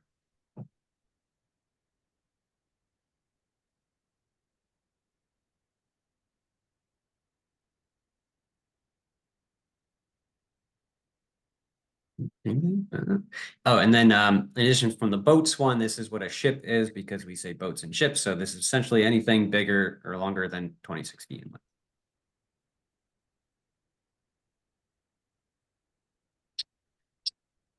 Okay, next is flood zone height stuff. So I'll let Steve talk about this one. Yeah, we talked about this the other night. Two parts to it. The definition of what a basement is when you're not in the flood zone, basically saying if your lowest level is partially below or partially above the finished grade, then that is a basement. But really dealing with, and we had some pictures that we showed during the presentation last week, where we talked about that if you're in the flood zone and your ground elevation is you're 10 feet above grade, 10 feet above sea level, I should say, but you're in flood zone AE12, then you have to raise your house at least another 2 feet above that. You have this space down there that the FEMA rules say you cannot occupy. You can use it for storage, you can use it to park vehicles, but you can't make it living space at all. So you're kind of with this void space down there and trying to say when more than 50% of the height of that space is below the base flood elevation, we're not going to count that as a story, because what was happening in the past was that lowest area was being counted as a story.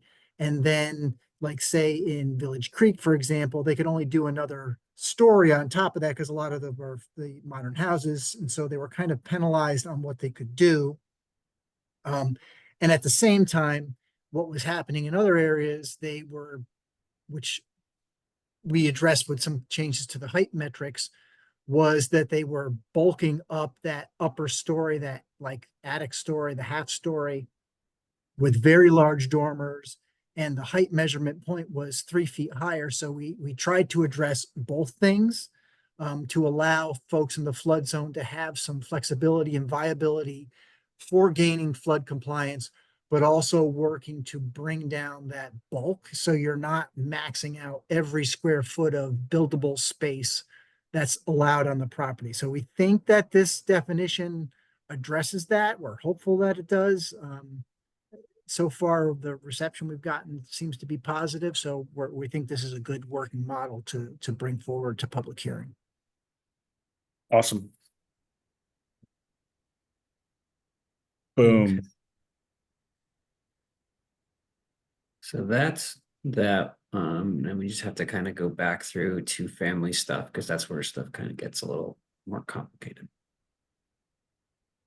Yeah, and Is- did you want to take a break, Mr. Chairman, or do you want to just plow through? No, let's just keep going, please. Okay, so I'll queue up the discussion and then we'll talk specifically about the changes that we're talking about. So when we did some of the, I would call it minor upzoning, allowing two families within, you know, regardless of whether you had 6,000 square feet or not, we allowed them to proceed with going forward with a two-family versus a one-family. We put several other rules in place. Some of them we've addressed, such as the separation of the driveway from the property line, the location of retaining walls in relation to the property line, the driveway width. All these things work in concert. That coupled with where you could put your parking spaces. Now, could those parking spaces be, you know, they all had to be behind the front setback or often in the rear of the building, plus having the two parking space requirement. So what ended up happening was some of those rules, particularly like the retaining walls, the driveway setbacks, which we've addressed, really made it difficult for anybody to build a two-family. So that was not what we were striving for. So there's two paths that we think are viable. One of them I think is much easier to implement. We talked about it a little bit. The first one being, and I'll take the easier one first, the recommendation is to allow two paths. One path being you can reduce the front yard setback to 20 feet for the building. And we think it's better since the CD2 zone allows one or two families to try to not differentiate between the one and two families, just because I think if you're looking for homogeneity, I'm not saying that word correctly, but if you're looking for a more homogeneous area, you want to allow the structures to be at the same setbacks if possible. So if you're building up to the 20-foot property line, you can put that parking to the side or the rear. It could be in a detached structure to the rear, or it can be in a garage under that same dwelling to the rear, or it can just be surface parking to the rear. So when you bring it up to that 20 feet, you're reducing the length of the driveway to get to the rear. So that's cutting down on the impervious surface. We've also recommended reducing the side yard setback to 5 feet from 6, which it makes a difference for two reasons. So with a 50-foot wide lot, it's really tight. So that's really the problem in the whole equation. It's not as much the lot area. If these lots were all 60 feet, it probably would have been a moot point. But the majority of the CD2 zone lots are 50-foot wide. Some of them are 100 to 100 foot plus deep, so that helps them with the impervious surface coverage, but they're all still 50 feet, so they're all facing this same dilemma. So the research that we've done, and we've ran this by some local folks too, is that a viable width or footprint for a two-family or a duplex really needs to be a minimum of 36 feet. So that's leaves you with 14 feet left on a 50-foot wide lot. In a standard driveway, a good number is 9 feet. So that 36 plus 9 gets you to 45. So that's why we're recommending dropping the side yard setback down to 5 foot on that one side. So you'd have a 9-foot buffer on one side and then a 5-foot buffer on the other versus 6 feet. And to be honest with you, 6 foot to 5 foot's really kind of imperceptible, I think, for most folks. So we've dropped the driveway width portion out. So you can then now drive to the rear of the building. And with that 20-foot setback, you have a bigger area to the back to have a parking lot or parking court on that property. So I think that one, with the changes to the allowed impervious surface coverage, provide flexibility to have a viable two-family. We're also recommending, even on these rear lots, which I don't think it's an issue on the rear lots, is to allow tandem parking for these properties. Where it gets to be trickier, which I think that we've come up with a potentially viable solution, but you're going to have to agree that these changes are appropriate, is when you want to have or want to allow folks to have garages that face the street. And you did hear some testimony the other night from a few different folks that were advocating for that.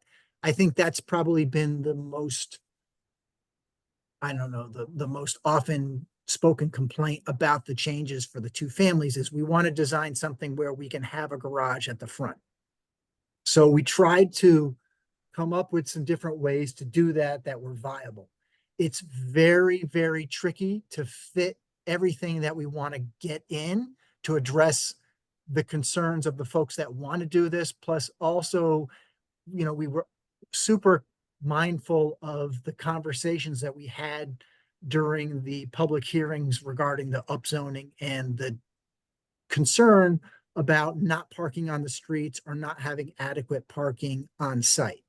The big difference with some of the existing homes is they had a single driveway that was maybe 10 feet wide at the most. Probably some of them are probably 8 foot wide with a single car garage. So, and a lot of those were built where the setback was sometimes, under 20 feet to the front. So you really had almost no driveway to the street for those parking areas.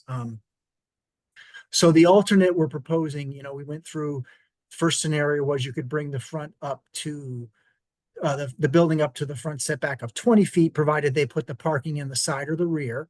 The second alternative would bring the building setback or leave the building setback at 30 feet.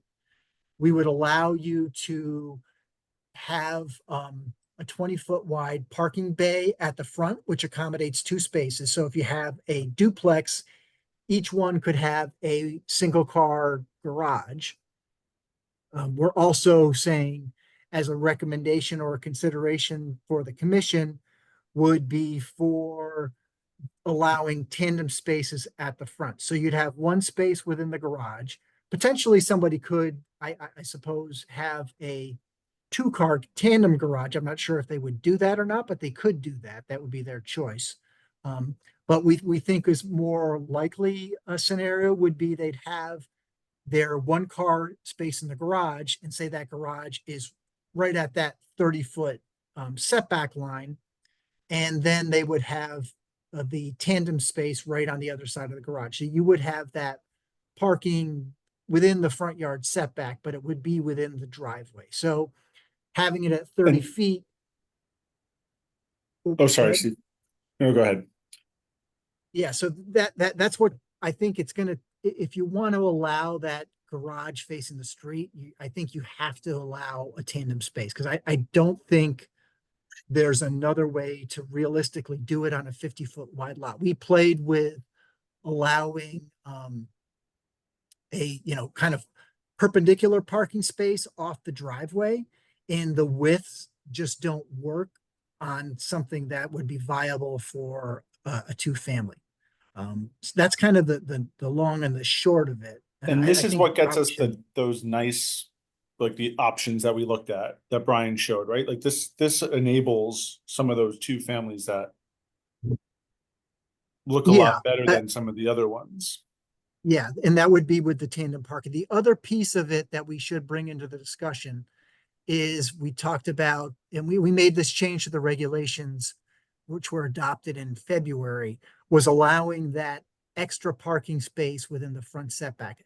Aside from the tandem space, I tried to come up with a way to allow, just because people's, the way they live, the way they function changes now. I have 4 cars in my driveway on a daily basis with kids at home. So is somebody in a 2-family going to have, each 2-family going to have 3 cars? Is that likely to happen? It's possible. So we're thinking about, could we have, an auxiliary parking space or a backup area that could almost function as a parking space. If you think about the 50-foot wide lot again, say you just hypothetically have a 20-foot wide driveway down the middle of that lot. So that driveway is being shared by the two units. Technically 10 foot goes to unit A and 10 foot goes to unit B. Each one of those serves that their garage space. You could have a 15-foot wide kind of backup area off to the side on each one of those, and that could serve as a backup point, and it could also serve as an extra parking space. So there are aesthetic concerns with that, or things you'll have to take into account, but that's a way to accommodate that extra parking and or backup space. So those are the kind of things we spent a lot of time trying to figure this out, and I think those are the big options. And the first question you got to talk about, I think, is that potential of the tandem parking. I'm concerned about the tandem parking just for people to make sure we all understand what we're saying. Tandem parking means there is enough width for a single car, and you've got two cars parked, like you've got one car blocking the other car in. So like the first car either isn't being driven or they're sort of coordinating in and out. Oh, hey, can you move your car? Sort of thing. That's what we're talking about, right? Yeah. So in this scenario, and we do allow that in commercial zones, like if you're an apartment, you can do some tandem parking because it's understood.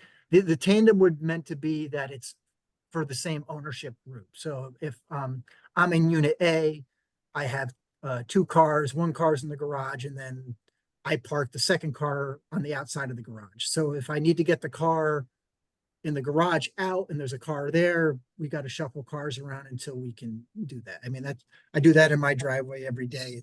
You have too many cars, we've already established. But I have too many kids. Maybe that's well, there we go. But I'm concerned that we really sold the increase in allowable to families, which I support, on the fact that like there will be like real room for 4 on-site parking spaces, and I don't think tandem was what we were talking about. And I But think how isn't tandem real room? Because like It's my not real entire because people won't do it. my entire neighborhood is tandem parking, and most people park in the driveway. they're like- not parking on the street. Not often.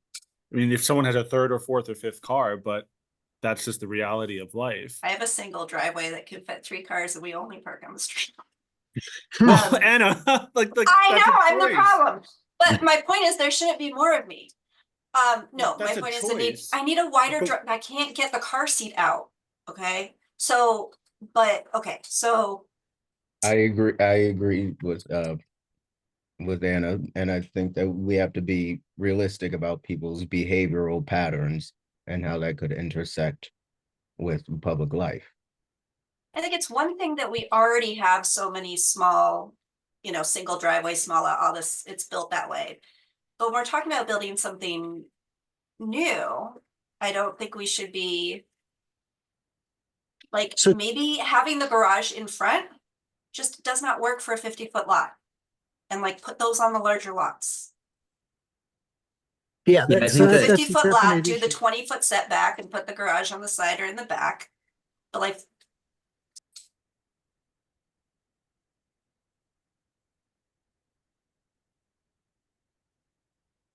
I'm done. Yeah, I think everyone's just trying to envision stuff. Yeah, I'd say the only thing with this, which is a little different than some of the things we looked at during the first go round of the upzoning, is that with the 30-foot setback to that garage, the car itself will have the ability to park entirely on the property. So it doesn't have to be, again, you can't zone people's behaviors. There's no guarantee someone will park in their garage anyway, or they might just fill it full of boxes and bikes and whatever, and then park on the street 100% of the time. I don't think we'll ever be able to zone that or regulate that. But are we considering the unintentional consequence that was expressed at the last public hearing last week in regards to those individuals who had projects already in development and could not finish them because of the new regulations? And also one of them said that there's no way he can get his car or cars, you know, in that turnaround on the side. There just wasn't enough room according to the regulations, and it would just be better to have the garages in front. That's the choice in front of us. Do we want to move in that direction, or do you want to continue with the regs as they are, which would make those projects probably not going forward? I do think the changes to like the impervious surface coverage and then reducing the driveways setback to 0 and the retaining wall setback to 0 for the parking in the rear, I think that makes that much more viable now than it was before. So I don't think you're preventing it, but I think But this aren't you, does, this would allow aren't you more making, yeah, but aren't you making it so that you have basically have a parking lot? Your backyard is basically a parking lot. There'll be a large paved area in the back for sure. Right. That's the model that we're going towards if we don't allow for more parking in the front. Yeah, so their front, more than likely at that stage, aside from a sidewalk, their front 20 foot of property would be some lawn or landscaped or something like that. I think that some of the sentiment that was expressed is that it's too rigid. It doesn't allow any flexibility or any remedy in regards to, you know, how can we get this approved with a variant or an exception. It just seemed very rigid.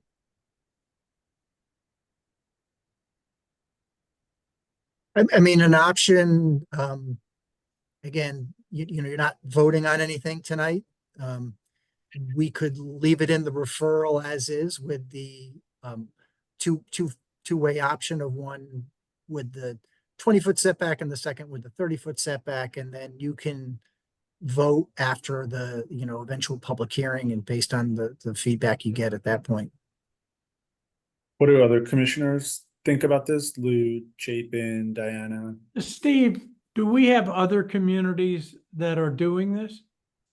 In Stratford, we do 1 space per unit for a duplex, which that's essentially what kind of we're proposing here, right? Because we're saying whether we call it tandem or 1 space per unit, kind of, you know, it's kind of the same thing. But yeah, it's not like out of the question to say that this would be a path forward. I think another problem would be if we decided to require some kind of turning space or backing space in the front yard on the 50-foot lot with a 20-foot driveway. Essentially what would happen, the front yard would be paved right up to the door, which is definitely not the look we're going for. That's like the commercial parking lot look. Yeah, so there is, that proposal does have a maximum % of the front that can be paved or have driveway. But can So that it be paved? Can you start from the house is my question, or do you have to have some grass between the house and the backing area? Yeah, you could, that's another recommendation you could put like as a stipulation or almost like treat it like a limitation you would with anything else, that you could say that there at a minimum, there has to be a landscape buffer around the perimeter of a portion of the house. You probably can't, you know, because the garage is there too, so you can't have it there, but you could. I just think we need to watch out for that because I think that's a look we're trying to avoid. And, you know, it could be worse than having people back out into the street almost.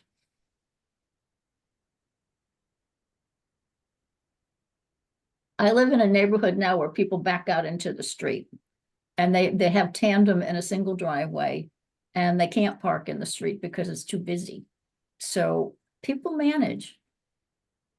Yeah, so that, I mean, that's an option to not require that in the CD2 zone to have that backup. That I thought about that too, and I was trying to make it consistent. So again, you have options on these kind of things to, as like kind of an a la carte, and pick and choose what you think is appropriate and not appropriate.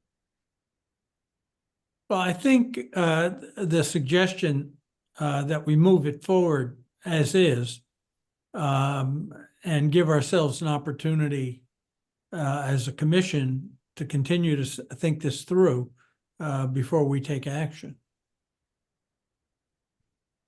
That works for me. Does anybody have any objections there? No. No. So do we need like a formal motion to move this forward, Steve? Yeah, I think you can just do a vote and say, yes, we'll authorize submittal, and that way Brian and I can clean it up a little bit and then start the referral process. The one good advantage of doing it now is schedule wise, we can accommodate it at your December meeting without having to either have a special meeting or anything else. You can stick to your same calendar. Well, I'd make a motion that we move this to referral.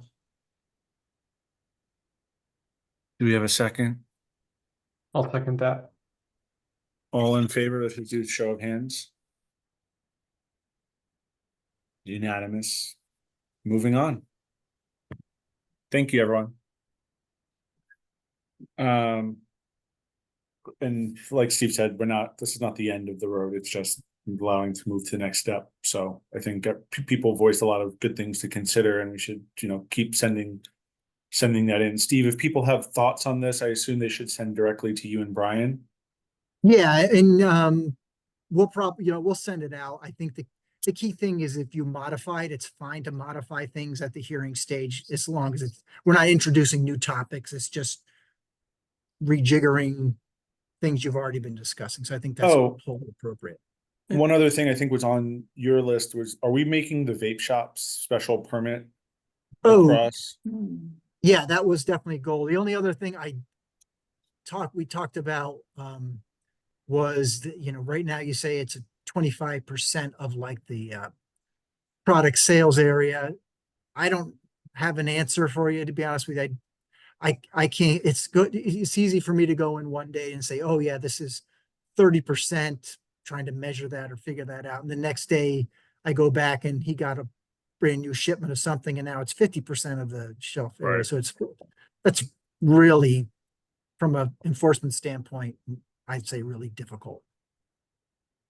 So we'll start just with the special permit. I know the city's working on some ordinances or things of that nature. Yeah, I honestly think that's the best avenue to try to address it. But I think making it a special permit, and you could always drop the percent down too, if you felt, go from 25 to 10 or 15. Again, Do folks have views on that? Darius, I know you've thought about this a lot. Do you want to go to the 10%, 15%? Because it's basically what gets defined as. I thought what you were saying, Steve, was that the percentage of retail space is not an effective way to define what a vape shop is. So it isn't, but relationship. I don't think it's an effective enforcement method, but I think if it's 10%, it's stricter. So it's not creating more difficulty or more workload for us. 25 versus 10, it's 10% sends a stronger message, I would say. That's, my only thought. Well, would it make sense to have a number just so that as you send out this referral, we've indicated that we're addressing this issue? And if we choose to seriously address it as we move toward approval, nobody can say, well, you never discussed this.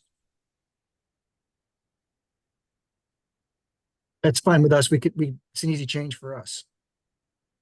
Can I also ask, now Brian has indicated that he knows what the regulations regarding these small lot 2-family houses are like in Fairfield. Could we contact some other communities, perhaps Stamford, Milford, Danbury, and see how they address it? Yeah, we have plenty of time between now and the public hearing to Okay. put something together. That's a good idea, though. Great. With that, any comments of the director? Nothing further, thank you. Comments of the commissioners? I have one. Just Oh, go ahead, Anna. Sorry. Just on the topic of defining vape shops, not for further, just throw it out there. Thinking about how we talk about principal and accessory use with buildings, whether we did like a keep your percentage or not, but like a vape shop is defined as a percentage of whatever, and that is the principal business use. You know, versus like you said, gas stations that also sell vapes or whatever. Yeah, I think we're gonna get very quick into people playing games. So if we thought like I can primarily sell chips, right? And only have 10% be vapes, and how, is defining principal use based on revenue and enforceability. I get what you're saying for sure. I just don't know how do we, I think enforcement is probably the hardest thing here, and that's the thing we should be considering, which is why I think we can only do so much in that ordinance that the broader city is probably going to have a lot more teeth than anything we can do. But I get what you're saying there. I like the creativity. I had a comment about the application. I missed joined a little bit late for notably the police department raising that they had concerns about enforcement as far as it goes for music, live music, projected music. Something I saw recently at a venue was a decibel meter that was like behind the bar at the restaurant that showed like what the current decibel levels were. I'm not sure it's something that makes sense for zoning to necessarily put in place, but it was something that kind of crossed my mind as a way to assist with enforcement. Maybe it would make more sense as an ordinance, but to have places that do get a permit through us have to install a decibel reader that's like visible, meets some standards, right? To, continuously prove that they're not exceeding certain volume levels. Maybe that could help out and ease some of the concerns on the enforcement piece, because that's a pretty live reading that you can get and make it easier for these places to fit into the community and not lead to so many complaints. Jamie, that's a really interesting idea. The one issue I see with it, since I've used those meters in a previous life, is from time to time they have to be calibrated. And my concern would be someone will install it. It'll stay up there indefinitely, and you certainly could question the accuracy. Sure. I know that NPD, they have decibel meters, or when they get complaints, they go out and they check. Also, I know a few years back, the ordinance committee did revisit the conversation around the level or decibels that are permitted in certain areas. So I definitely think that we should put a bug in their ear around that specifically, and just how they approach it, and whether or not there are any best practices that could be improved or implemented. And I think JJ, you had raised your hand. You had something you wanted to. Oh, yeah. So two things is I missed the appointments at their last meeting at City Hall, but I want to say congratulations to you, Nick. And to you as well. Thank you. Thank you for staying very on. much. Yes, yes. And also congratulations to Lou. And who else who did I miss? Galen is vice chair. She's just Galen, not okay, here right now. yes, congratulations. So then the second thing is I'm driving to the meeting on Saturday, the training. And I'm going to, hopefully they'll give out some handouts that I could forward to everyone. Steve, is that the usual thing? Do they give handouts? So there's I think we were actually looking at this today. There's a book that they give out, but I think it's just to the registered person. And I think we have extra copies if someone wanted to borrow them. They're in our office. So it's not like, I don't think there's like loose handouts from what I'm told. Okay, I was gonna share it with the group. Okay. They give you a binder and then they also afterwards, they email you PDF copies. Okay. As well as With- copies okay, of the with slides. This deck. is the binder. Okay. So I'll, so I can We'll share look that. forward to that. Okay, thank you. Thank you. Have fun. All right. I'm sorry, thank just you. one more thing. I know that in the meeting last week, some people brought up not so much comments on the proposed revisions, but requests for other revisions. Should those all, will we be looking at those later, or if there were two that I thought were good ideas or thought we should look into at some point. I don't know if that's something that can be done with this revision or if, you know what I mean? What were those specifically? Yeah. I think Diane CC had brought up that that adult group homes aren't allowed in residential settings and vocational schools or not residential settings, but that there are zones where elementary schools are allowed and there are some other uses that maybe should also be allowed in those zones. Yeah, I remember she brought up this, not the maybe it was vocational schools and then the other, and I don't want to use the wrong term, so I'm not, but it was not special needs schools. Yeah, so but- it's something about schools for people with disabilities, trade, thank you. vocational, and the permitting process. Thank you. It was schools, for both of them, it was schools, yeah. And Yeah, then they and I should don't be allowed recall wherever exactly. elementary schools are. The vocational schools, I know I mean, it's not raising any alarms or any concerns. But they're treated a little bit differently. They're more like I don't know. I don't have a strong feeling one way or the other. If you wanted to include that or exactly what zones you wanted to include that in, either way. Also, like, yeah, vocational, what could that really entail? Like, would it be like woodworking, and would that be a noisy thing to have in a certain neighborhood? I don't know, but I definitely think it's worthy of exploration. So you would say we would just sync those uses up with like the elementary or secondary school, like same kind of permitting process? I think the vocational, I think you have to treat them differently. I think Yeah. that Well, one's more of a classroom and one's a hand. I know like the vocational schools, we allowed them in the industrial zones because that a lot of times sometimes those are like, I know a couple of them actually have the school or a classroom as part of their business. So they do on-site training of employees as like a certificate type of program, but they're also doing that as a business as well, like as like a sheet metal guy is doing it kind of the same plumbing, thing. electricity, carpentry. Yeah. Yeah. The vocational, and I hear that, but I think could vocational schools also be like CNAs, computer science, like, I don't know. Yes, completely. But I think that's where we get into So like it gets a bit gray. could we throw in the special needs schools for now and look more into the vocational schools? I don't have a problem with that. Makes sense. I think the vocational schools, allowing them in the commercial residential zones is going to be an issue, but just my thought. But yeah, the other ones, I'm fine with that. Or maybe With we could limitations? yeah, because I mean, we did also do like as it pertains to industrial uses, we have light industrial and then heavy industrial. So maybe it could be like a light vocational versus a more heavier, I don't know. Well, why don't we ask staff to look into these two issues?